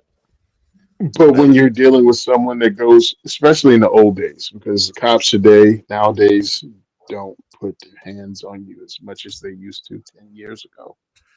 Um, Back then, the cops were encouraged to actually take things like Krav Maga, boxing, any other kind of martial art, because it makes you more effective at stopping a fight or putting an end to a threat. And people turn that into something bad. Oh, you just look for trouble. No, no, no. You're very effective and efficient at stopping it before somebody actually gets hurt. if you know how to put someone off balance, if you know how to do joint locks, if you know how to do things like that, you don't have to just keep punching them and looking for things to do to try to stop this person because you already know how. You've already been trained. You've been hit before. You're not going to lose your temper because, well, you've been hit. You've wrestled on the floor. You've had impacts. You know what I mean? It's like not all of a sudden everything is a fight for your life. It's just part of the job. Or like a challenge to your ego anymore. Yeah, it's not that. It's this is just part of the job. I'm good at this. I roll around on the floor. I know how to slap your wrist, catch you, lock you up, bring you down to the ground. Cool. It's over. It was over in 3 moves. Not, oh my God, what to do? I've never been in a fight before. And now you're swinging like a Nancy in a panic. And then you have to write a report up, and you can't remember the fact that you kicked the guy in the head 3 times because you were lost your cool. So it's like there's a lot of different things out there. I've watched generation change in the time I've been doing this job from the guys that used to put their hands on anyone for the just the discipline was out there, and you sneeze wrong, somebody crack you in the face, and it was just the way things were done. To that happy median where everybody tried to respect each other, but if I have to put my hands on you, it's going to be a bad day for you. To a kinder, gentler, everything's on camera, and it still makes no difference because you're in the wrong because you touched this wonderful, lovely inmate that was only here because he forgot to rewind his Blockbuster video. I never thought about that. There's probably a bunch of dudes in there for that. Or not rewinding. Yeah. Be kind. Rewind. I said be kind. Not rewind. Off to jail with you. Go straight to jail. Yeah, I mean, I think in the old days it was bad because there were people that abused inmates, and there's no room for that. That's not your job. And I think we swung so far the other way that we've set it up not only to the way they do stuff, but even encouraging guys to do stuff on their own after work. Take self-defense classes or learn how to be more effective and efficient at just stopping violence. It's not about beating somebody up. It's about stopping it from happening. As somebody that worked for years as a bouncer, my job wasn't to beat anyone up. I never even saw it as part of my. It was something that could happen on my job if I couldn't de-escalate, and if I couldn't de-escalate, I felt I kind of failed. If I had to put my hand on you, I kind of screwed up and let stuff go too far. That's the way I saw it. If a guy's getting too drunk, if he's getting too drunk and too loud, I'll go over and try to stop it before he puts his hand on someone or starts a fight or does any of that. Conversation starts and you de-escalate and move people out. Hey, guy, you got to go. I just paid. Hey, it's no problem. You can come in tomorrow, but you have to go tonight because we don't want a problem here. Everybody wants to have a good time. Let's go. And usually that was good. Plus, I never went alone. I always did it and de-escalated with 3 other dudes with me. So it was like either you can come back tomorrow or you can have a really bad night tonight and not come back at all. And very rarely did that ever have to be said. It was just implied.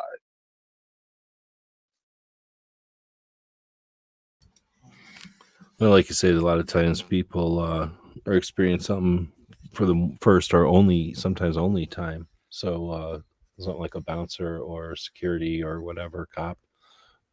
They see this stuff on maybe a regular basis or even a daily basis.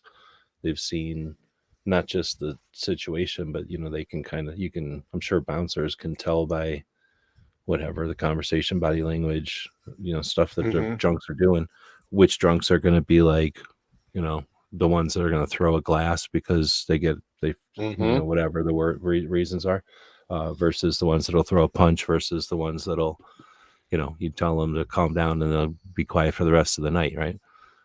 Yep.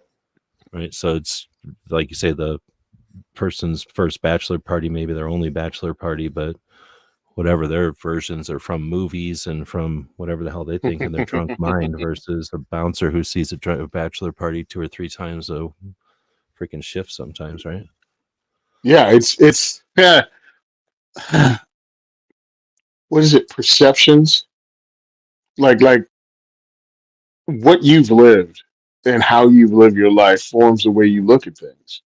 And as someone who started bouncing at 20 years old, and never wanted to be in a fight, you know what I mean? My job was to protect the ladies that I work with. My job was to protect the bar I worked in. My job wasn't to see how tough I was by beating somebody up who's drunk. It's the most ridiculous thing I ever heard of. I feel like if you got a job as a bouncer, your job should be realistically to compare yourself with Swayze in Roadhouse. Hmm.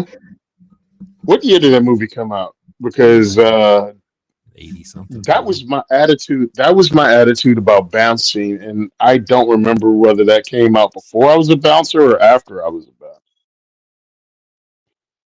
That is crazy. Roadhouse. I grabbed his throat. Yeah, never did that one. Never had to do that. So 89. or dudes with weed convictions. They're talking about the old days and what cops would knock around for and stuff. And he says we have state legal weed, but still have folks in jail for weed possession, and that he means on like the federal level. Mhm. We're gonna try to cut it here sooner than later, but Yep. I was just thinking as he commented on that, of all the stuff they're talking about in the elections, that one seems to be gone. Like the whole idea of, I guess, what would that be called? National legalization or just the Yeah. decriminalization, I guess would be a better word. Because, in other words, to erase the laws that are there. That, I mean, am I crazy? Or that had been a thing back in the day. I guess it's not polarizing enough or something. And I guess anyway, I haven't seen anything on that, but There's I a haven't couple seen things either one of them mention it. Have you? in my opinion. One, the war on drugs won the war on drugs. In the war on drugs, drugs won. Yeah. That was one of the things. So you had a lot of states legalize it, even medicinally. Some states legalized it. The other thing is, it's not divisive enough. Way too many people agree on it. So you can't have a fight over it. You can't have people bicker over it. Another thing is, that was one of the things I know the douche canoe that runs my state said they were going to legalize it and remove all, and they didn't. And I think on the national level, that was one of the promises they made with this administration, and they didn't follow through with it. And I finally think people figured out politicians are going to lie about it. It's safer to be wishy-washy on it than actually take a stand, like most things. I would figure it's like lottery or legal gambling. Like there's just too much money, and they're leaving all these other states. When your Hmm. neighbor states say you can do this or that, and then you don't, you're just leaving that money. Everybody's going to go to the other neighbor. It's like fireworks or something. Although fireworks, they don't seem to have any push for national decriminalization of fireworks. That would be cool. But yeah, I just was curious if anybody had heard about that I missed or something. But because most of the stuff, obviously, I'm paying attention to is gun stuff. I mean, I imagine there's a whole bunch of issues that I'm not paying attention to. Yeah, I see what Ozzy talking about working for Bounce for 10 years. Dude, you work as a bouncer for 10 years, you get the sixth sense. You pick up on stuff. I had to back myself down um from the ability, I mean, from the spidey sense of Yeah, walking I'm around just looking at people looking assuming. for trouble. Yeah, well, I look, wasn't so much a you could bouncer; tell. it's just hung out in a bar and was like, I would help the bouncers if it. I mean, it never came to that, but I would have type of thing. Like I was just friends with the owners. But yeah, I totally know Hmm. what you mean. You can just tell when the assholes come in. It was a college bar, so it was always in the realm of Hmm. college kids. but yeah, you could just tell. And again, I don't know, except with a bar, it's a little different because those kids are going, or those people who go to bars all the time. So they're repeat offenders versus like the Hmm. bachelor party thing, which is like, people don't have a giant party like that all the time. But even then, you do have parties all the time. So that person who's a problem at a bachelor party is probably an asshole at all the parties they go to. Oh yeah, mostly, yeah. Or it could be that square, that square person that rarely ever drinks or parties, but the one or a couple times they do, they go from 0 to 110. Let It's like, loose or don't know how to handle it yeah, or let loose or something. Yeah. yeah. It's like, what the hell happened to Herbert? Wait a minute. Did somebody give Herbert Jack Daniels? Herbert can't drink Jack Daniels. This is how Herbert Jackson when he gets drunk. Jack Daniels. Now Herbert shot out of a cannon.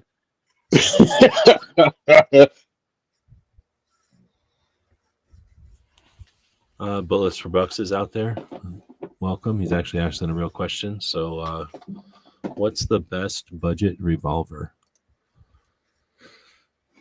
Didn't Woods already asked what's the budget, like under $300? Like, what would you consider budget? So with Tony, I'll just let you answer with what you consider budget. I'm going to say a budget revolver is starting with a Ruger because they're not fancy and they're not garbage, but man, I don't know what they cost. So I think they might cost like 500. So unless he changes it to under 500, I'm going to say the best budget revolver is a Ruger.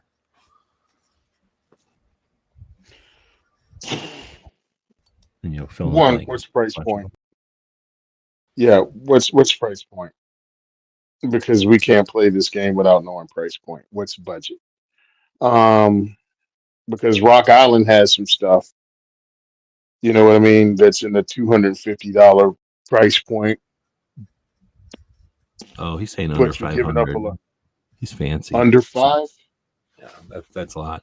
I'm gonna stick with Ruger then, because I think I can definitely get a Ruger under 500, right? Well, that's what I'm doing. I'm vamping to go through stuff right now. Oh, So Gunslinger is my default. I would almost always say the default is get an old revolver, like an old used one, so that you save money on the trade-in. But I'm assuming yeah, no.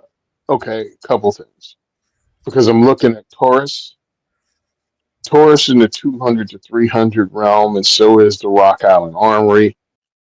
But again, you're dancing on the quality control blade, and you can tip over to get a crappy gun or not. 500. I'm trying to find what's in the 500 because I want to know what these Rugers cost, but I somehow feel they cost more than 500. Yeah, me too. They're probably like Revolvers. 595. If they're probably like just skinning it. But it Yeah, depends on they're what going. one we're talking about too. Like there's smaller little 22 Rugers, and then there's big fancy Rugers. Mm-hmm. And then you got Charter Arms, and also has questionable QC. Ruger, here we go. Ruger, I went to Classic Firearms only because that was something I already had up. Ruger 357 Magnum SP 101, 2.5 inch barrel, 660. Ouch. But that's stainless. Yeah. Yeah, well, yeah, you got And you get 660 up for like that. We got some Rossies. LCR. I'm trying to see. Yeah, I think for some LCR was reason. more expensive than I thought too. Oh, okay. Smith and Wesson. Wow, Smith and Wesson double action only, Lady Smith and 38 special for 549. So Hmm. you can still get some Smiths or some Rugers near that price, and that's kind of what I would go with. Rossi, mm, Rossi can be hit or miss, I think, with some of their quality control. Yeah, just Uh, under Taurus for me. and then Charter Arms, again, they have a problem with QC. Now, I don't know, and I'm really going to call them this week. Um, not Double Star, Diamondback. Diamondback has the SDR, self defense revolver. And I think their price is in that $600 range too. That's something to look at. But understand when you go in, I go with what you said, G Webs, and check out used revolvers from major manufacturers, i.e., Smith, Smith and Colt. Ruger. Colt. Yeah, we forgot Ruger. about Colt. Yeah, New Smith, Colts Ruger, aren't and going to be Colt. anywhere near 300. You could buy an No. accessory or a pouch or something for a Colt for $300. So that's what I would look at. I would look at used. Like I was able to pick up my 4-inch 686 for $600. Stainless steel 686 and 357 Magnum for $600. It was a good deal, but I was able to find that used.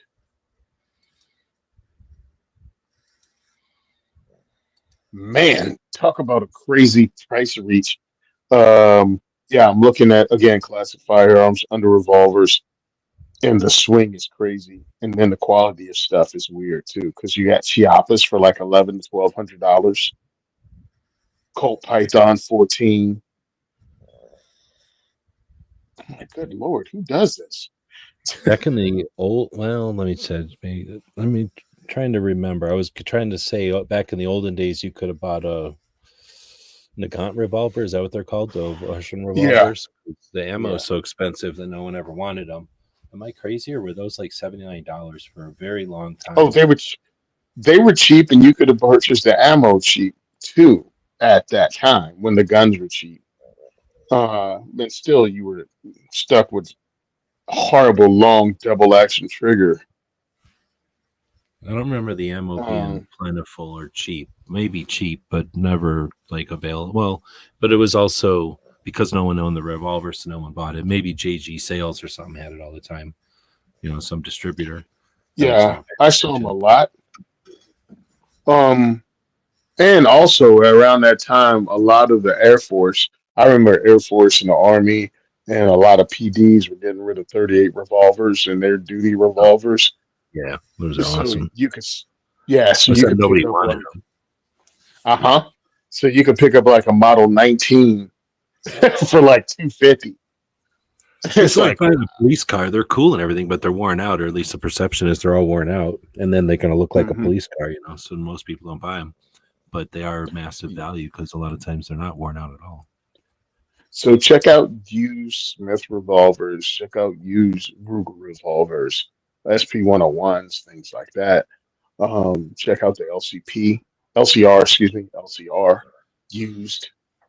When you get to Taurus, you're messing around with again quality control issues, and that's what's annoying about it. Because I want to say Taurus because of the price point, because of the work they did with Smith and Wesson when Smith and Wesson needed help back in the day.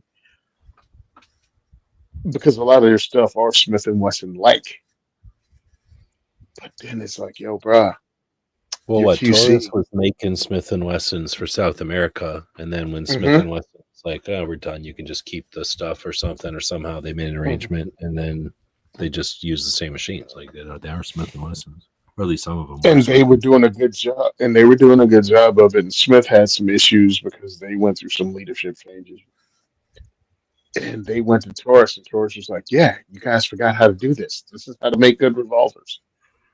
But I still remember Grant Cunningham talking about he stopped doing work on Taurus revolvers because their QC was a problem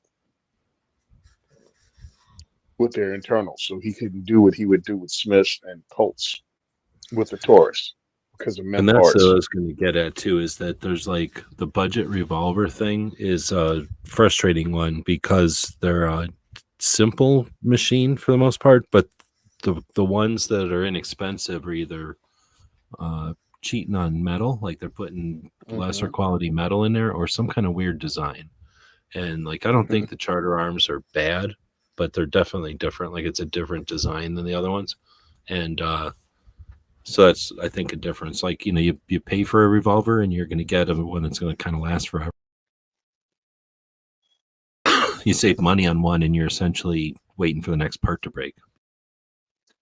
Yeah, and that really sucks because doing this and recommending things I want to help people out, and it's like, hey, when you go with revolver, you're gonna have to spend money, and the best cheap factory, excuse me, not cheap, inexpensive factory revolver for me that I can go. It's not going to bother me at all if this person buys this. It's from Ruger. Like I know I'm not giving bad advice. If I go, yeah, Ruger SP-101, a Ruger GP-100, a Ruger LCR, go there. And now Smith and Wesson is screwing up a lot with their quality control too, and their customer service is lacking. And Colt, they can't be trusted. They can't be trusted because they screw everything up. Yeah, Colt acts like they're German, right? Like they make things kind of nice, but they don't always. They're too nice. Like they have to be very very nice to work, and if they don't make them very very nice, then they don't work so great. Yeah, they're hilarious. They're like, what is wrong with you? It's like you're supposed to be Colt, do Colt things, and it's like, we don't want to. Most of the time, they Oh just sit well, around making M16s, probably. So, as far as guns and well stuff. they messed that up too. They lost that contract. And then they were so bad at making 1911s when they got the Marine Corps contract for the M45A1. They screwed that up so bad the Marine Corps changed over to Glock 19s for their special operations. I remember that being a big thing. I mean, I remember that being a big thing. I forget what year it was, like early 2000s. And like I said, it didn't last very long. Yeah, they sucked. Somehow Colt forgot the recipe for making 1911s. They screwed up the finish. They screwed up the metal. You know what I mean? Like they took a 1911, which in ideal circumstances is okay. It's not like it's an old gun, and it never was. I mean, it was designed to be good, but you know what I mean? It's like it's got a lot of weight to it and stuff so things have to be. There's things that have to happen and be in. Anyway, it's not the most durable design that can ever be made. So. Anyway, then messing with it is asking a lot of the design, I guess is what I'm saying. Well, my issue with Colt wasn't even the fact that you mess with it. One, Kimber can put out a Colt. I mean, Kimber put out a 1911 that worked. Different companies, and this is going back to the Marine Corps. Understand the Marine Corps didn't have new 1911s to make the M45 out for their SOCOM. They used 1911s from 1946 and earlier, and they sent them through the Marine Corps armorers. I forgot the name of the unit, something gunsmithing unit or something up in Quantico. But they hand built these damn things and they ran. You put out a contract with Colt to come up with pretty much the Colt railgun, which they put out as a bid to try to win a contract before. It's like, yeah, that railgun that you did that the military didn't want, yeah, make that railgun again to these parameters. And they screwed it up. They messed up the finish. They just messed it up so bad that the Marine Corps got rid of them. And it's like, how'd you mess that up? Your Colt. In a 10-year time frame, Colt lost the freaking the contract to make M16s, and he messed up the contract to make 1911s. Which was essentially all it had left in hopes of keeping the 1911 around, because like you say, it went to Glock and then goodbye. It's all polymer now. Yeah, it's all polymer now. We got the P320 and the freaking Glock. And it's like, you could have done something like a double stack 9, like a staccato type. They could have owned that. Literally. They gave it away. They're like, was it Xerox back in the day giving away the mouse? Like they're like, we don't understand why anybody would want to put a bunch of 9mm rounds in our gun, so you can just do that yourselves. Yeah, it was like Blockbuster saying no to Amazon. Or was that it? Or Netflix? I'm sorry, one of them. Like they were like, yeah, no, nobody wants that. People want physical tapes. It's like, anyway, hey, it happens, but it annoys me and I like it at the same time. Gunswatter saying CZ improved the quality control at Colt. He's got a Kodiak and it's perfect. So that's good to hear. But understand, wait a minute, what Kodiak do you have? You got the Kodiak revolver or the Kodiak 10mm 1911? Because that's Dan Wesson. That's not Colt. Because they make the 10mm Kodiak and then they make another 10 millimeter called the Bruin. One is a 6-inch barrel, one is a 5-inch barrel. Both are 10 millimeter 1911s, but they're made by Dan Wesson. That's not Colt. And We like have an Dan Wesson. emergency here before Chris Uh-oh. leaves. What's up? He says, I hope you guys have a great weekend. I'm taking the wife out for dinner. Where should he take his wife for dinner? I'm Well, kind of fiending. Chris lives in Ohio. Yeah, he's in Ohio. Steak and Shake. Steak and I don't know. That's oh, you don't know Steak and Is that Shake, like bro? the kind you pull into with your car? No. I mean, it's a Regular restaurant. great burger restaurant, like old school checkered diner kind of thing. That's where me and Marco, when we drove across country, we stopped in Steak and Shakes Oh, okay. a couple times. I think I ate three of them because I liked them so much. Oh, So everyone is welcome. Buffalo Wild Wings. Is that what BW3s is? Oh, okay. He says we're going fancy and going to Buffalo Wild Wings. Yeah, that's what I'm assuming, right? Yeah, I do not like Buffalo Wild Wings at all, bro. I've Never tried even- it in Vegas. I tried them Outback, Texas Roadhouse. Yeah, I don't like the food at Buffalo Wild Wings. I tried them in Vegas. I tried them here twice, and I'm like, yo, you guys suck. I think the only place that was more of a disappointment when it came to wings was Hooters. I thought Hooters was supposed to have this good food. It wasn't. It wasn't. Okay, so sorry, I just figured if he was still listening, we could mansplain some food ideas out there. Food always gets good views. But you were talking Yeah, about right. the Kodiak and Dan Wesson. I don't like to Mhm. mess up a Dan Wesson story. I've always been a fan of that company. Yeah, so Dan Wesson really makes good 1911s. I mean, if you want a 1911 in that price point of, I think it's like 1,500 to 2,000.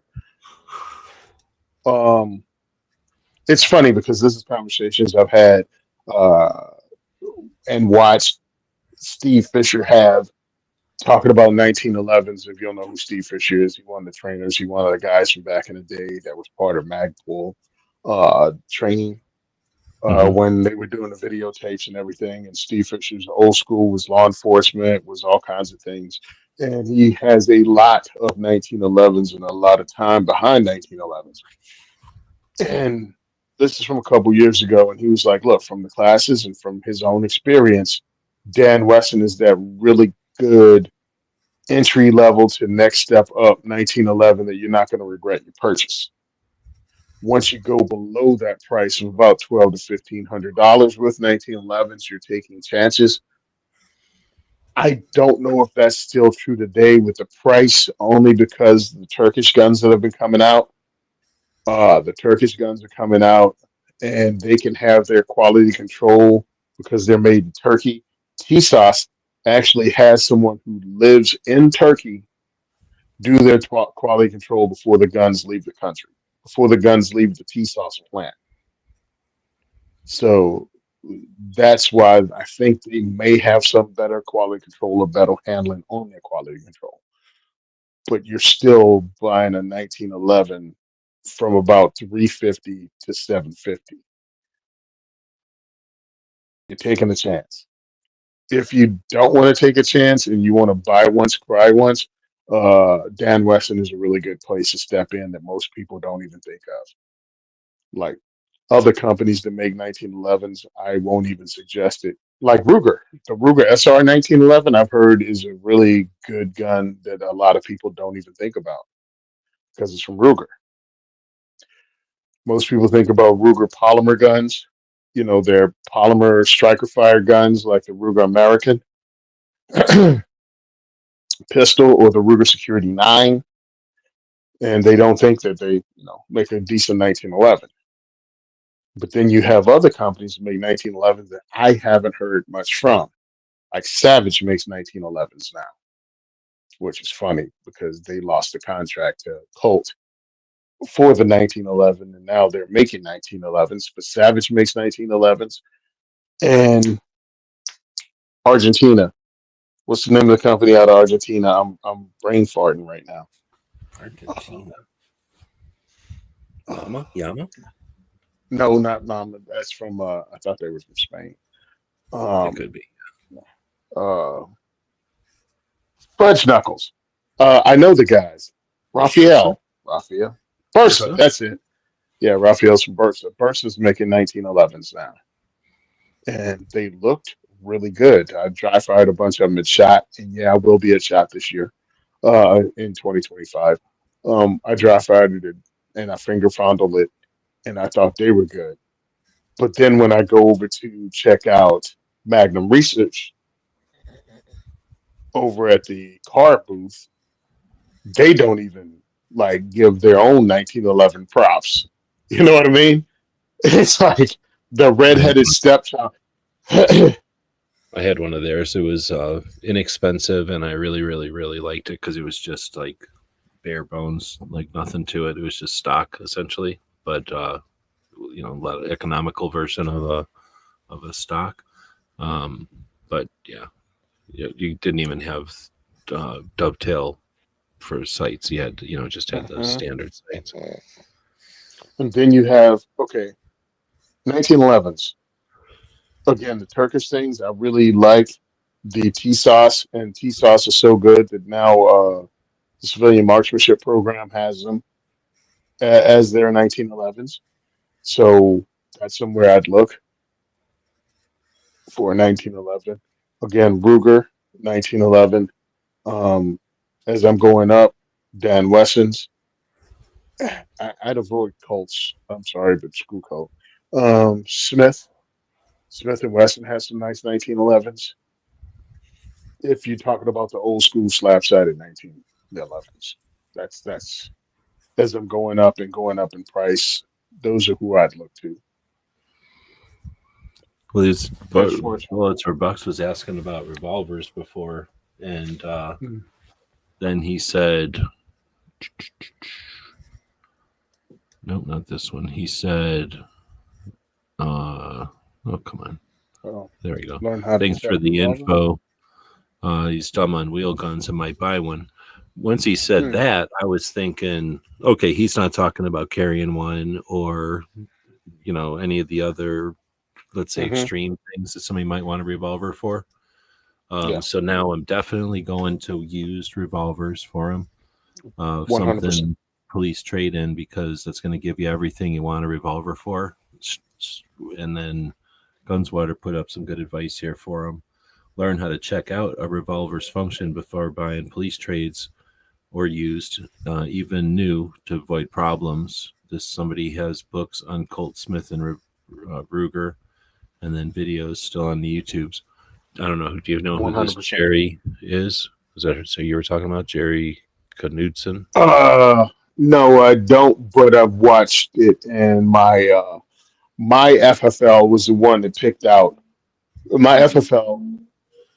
Schwarzkopf, that was his name. Still is his name. He's still alive. Schwarzkopf, he told me because he used to shoot on a national level with revolver shooting, and he's a gunsmith, so he knows what he's talking about, and he checked it out for me. And he was talking about how to check the timing on one and make sure the timing is good. There's things you need to know about revolvers before you buy one. Watch a couple videos, check it out, check the lockup out, so you It's don't just have a like if you problem. were buying a semi-auto, you'd look at it and make Hmm. sure that something's not bent or broke, or like the lips on the mag aren't weird or something, like just indications that You it got to was know not stuff. made well. But You there's got the to know same, stuff. yeah, but it applies to most of the revolvers, and it's just mostly about how their timing is, meaning how the cylinder goes around, like making sure that locks up essentially.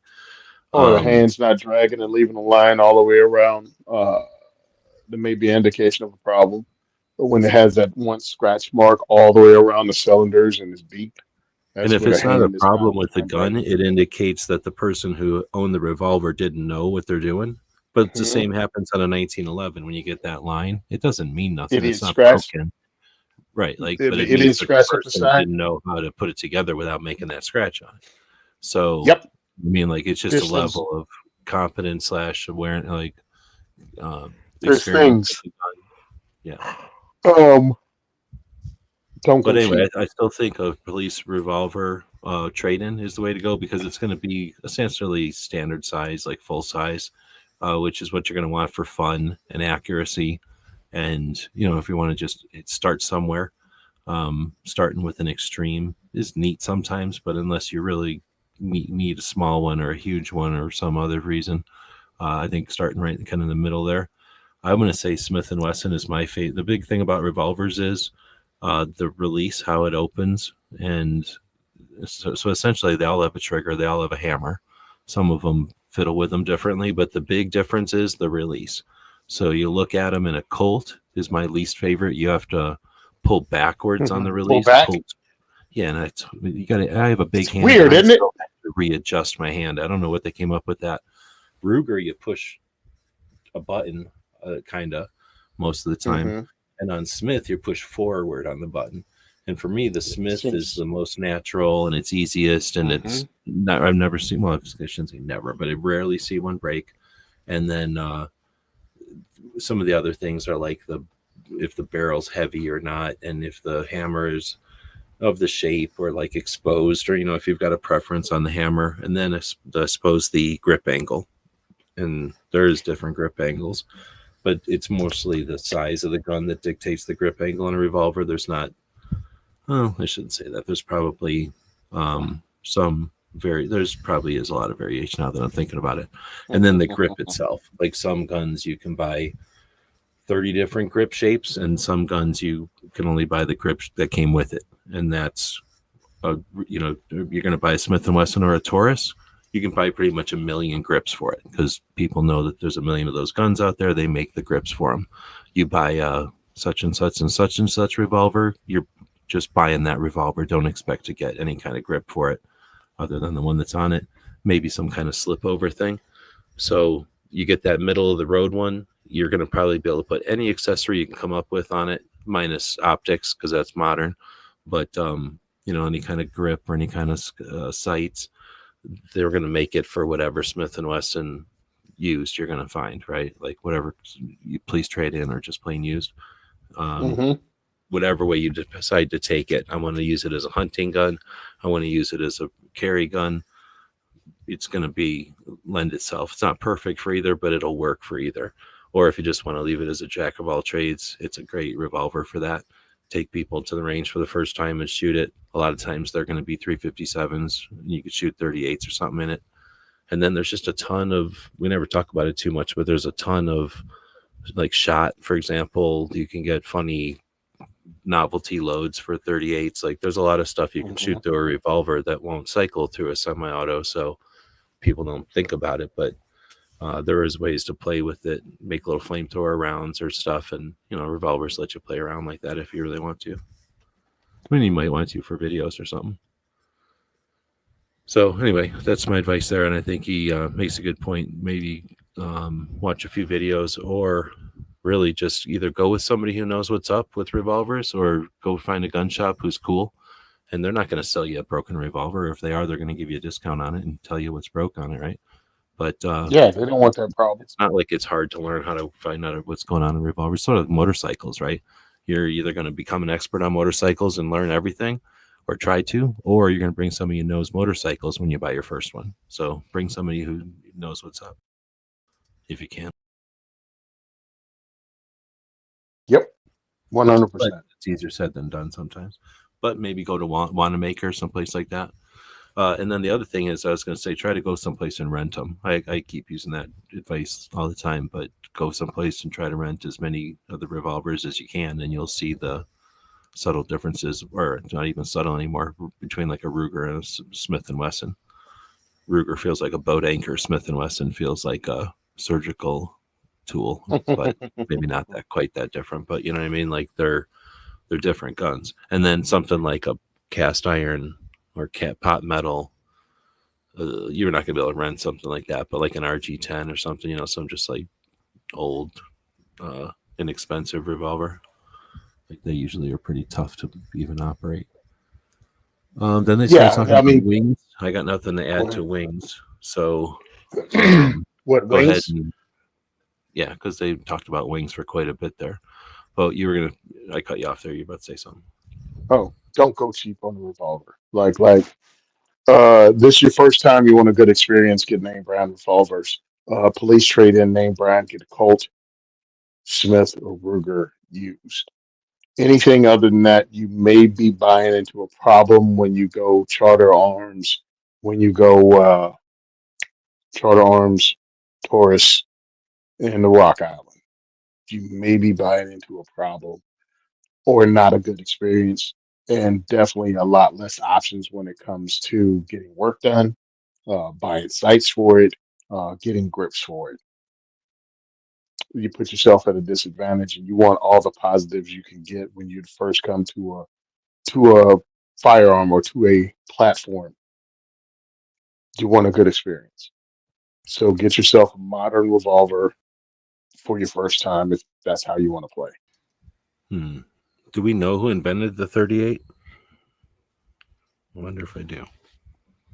Smith. Patriots out there. That's what comes to my mind. They probably invented most of the modern calibers, at least for a while. But Because you I'm got like, 38, then you have 38 special. Excuse me, 38, 38 long, 38 special, and then oh, 357 dude, mag. there was a lot of 38s. That's a good point. I forgot Yeah, about that. There's like 32, there's 38, 32, 30. There's like a whole bunch of those 3840. 38s. Yeah. 3840 was a big one, which was a bottleneck. I actually So have yeah. tons and tons of that stuff. I keep saying whenever I get old, I have my ammo collection to start sorting through, but I never do it. But, I keep adding to it, but I have like so many. Once you said that, what I call the old, like either rimfire or at least the same. It's not really. I think it was actually probably really copper back then, where nowadays it's alloys or whatever. But the cases Mhm. look so much different in the old days. Anyway, I have a bunch of those olden days cowboy rounds that I got in a collection one time, and I couldn't keep them straight. Like there's so many of them that are 38s back then. There had to be a dozen for a while. Like I can imagine being a drugstore or whoever, like the hardware store or whatever, would carry the guns back in the day, trying to keep track of all those 38s. Well, some of them was ridiculous because they just didn't want to have their competitor's name on the side. Yeah, yeah, Like a exactly. 3030, a 3030 was the 30 Winchester centerfire. It's called a 30 WCF. Well, other companies didn't want to. Marlin didn't want to have that on the side, so they called theirs a 3030.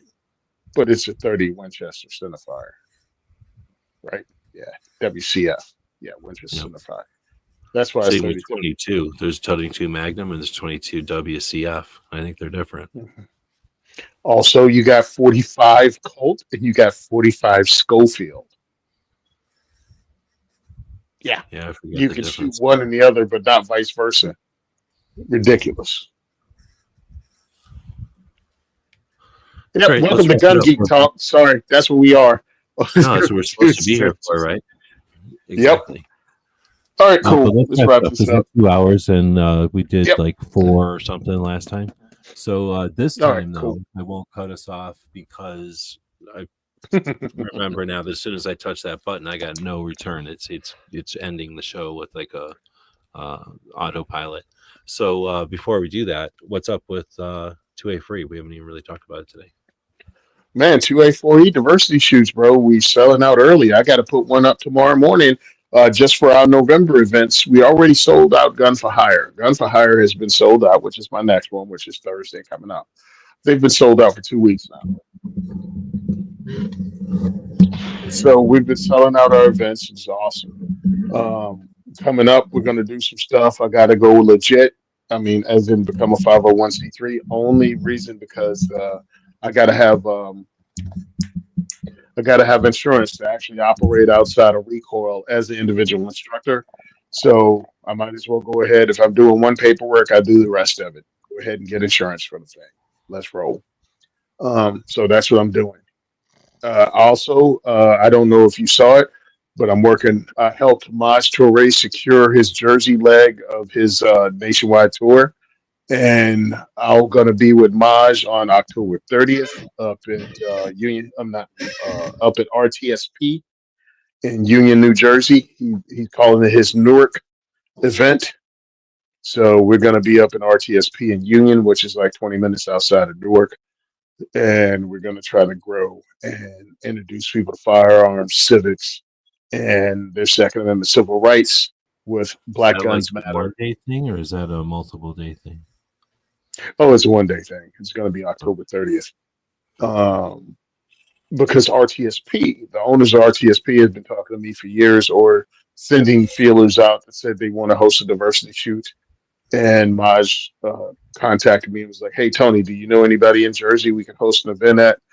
Because Maj is working with NSSF this year to do his nationwide tour. And I found an NSSF range happens to be one of the ranges that I know and that are down to do Second Amendment advocacy work.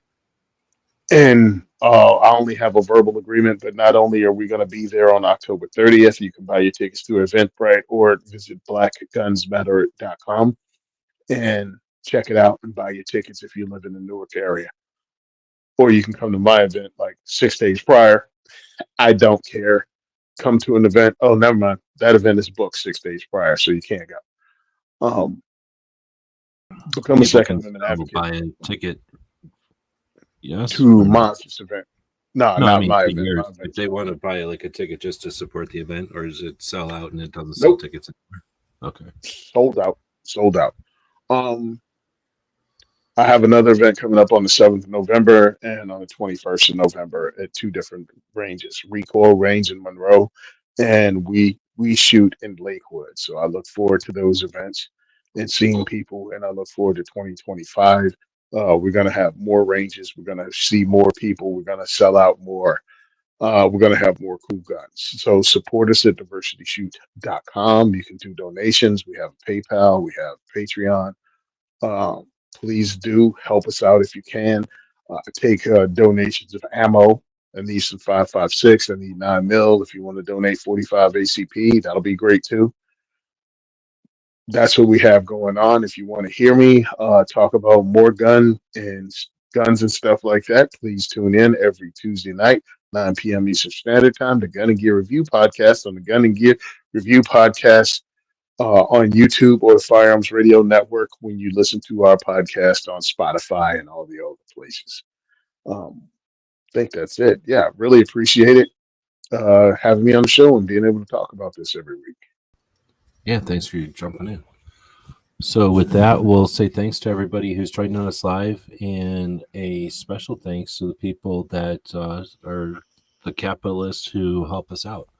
I'm not independently wealthy.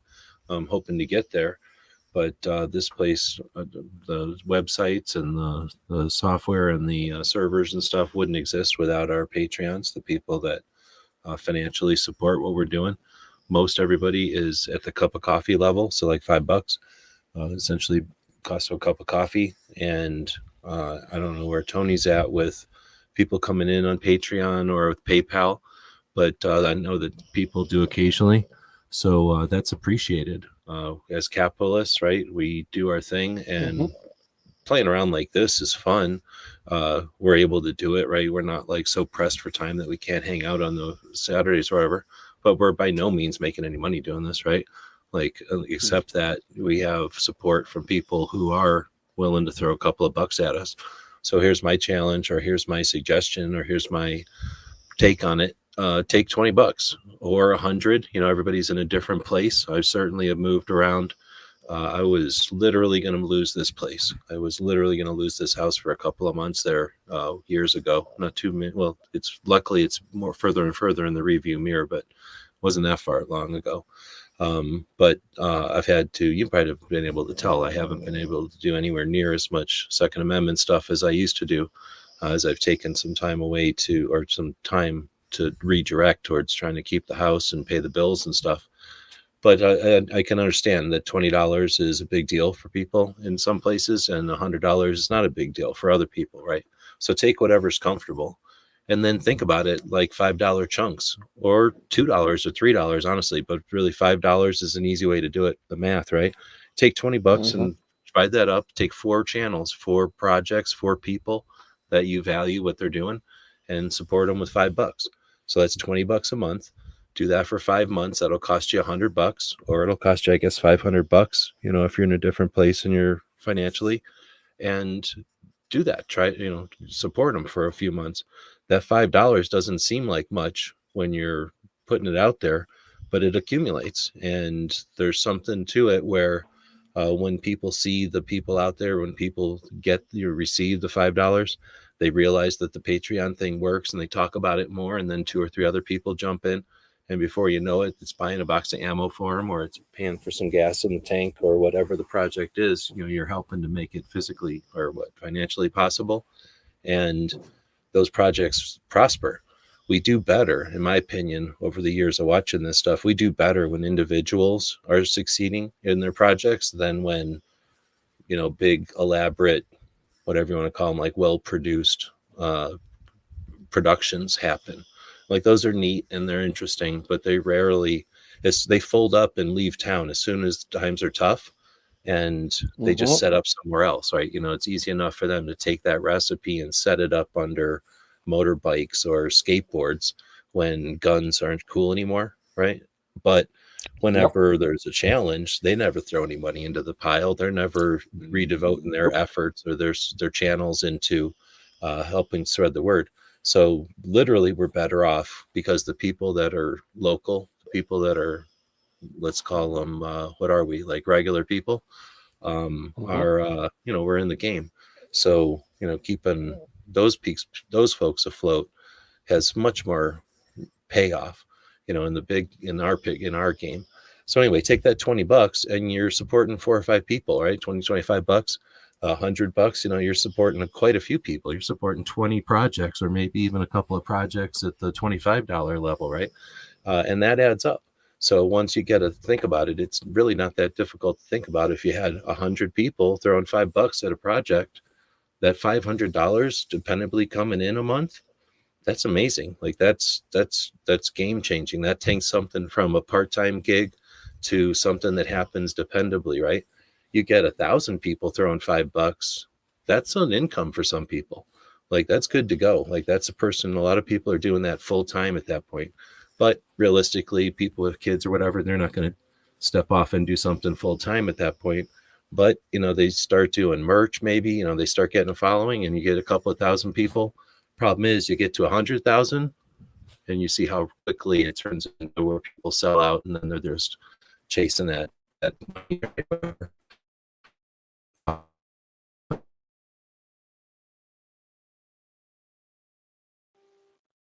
You still there, man?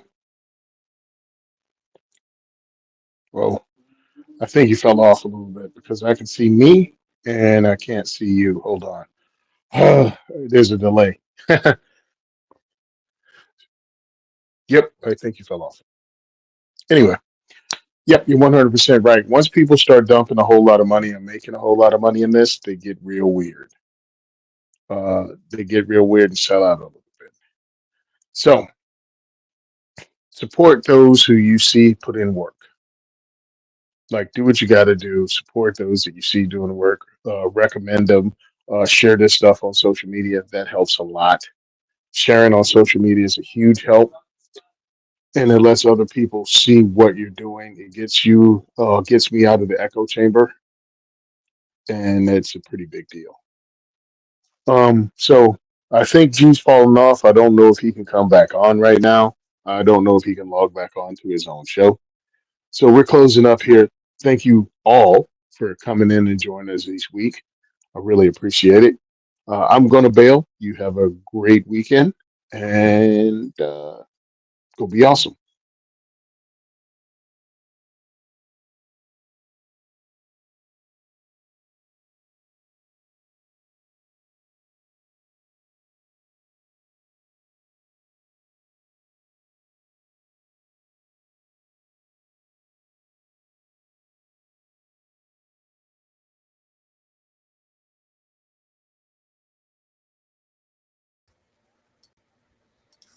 Hello?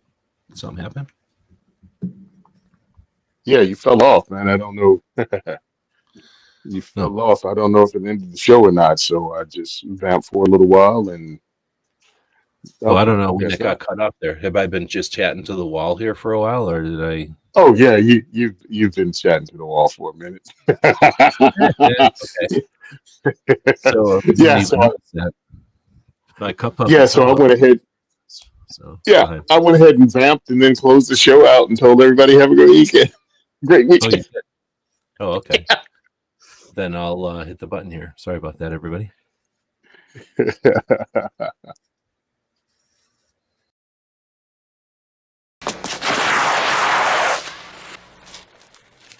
Cheat.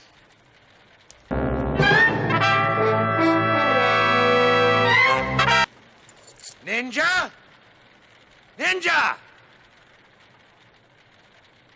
Ninja!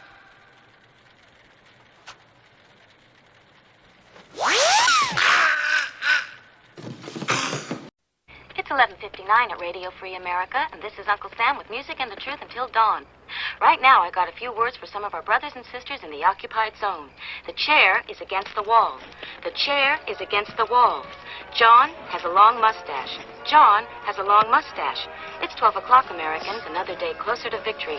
And for all of you out there on or behind the lines, this is your song.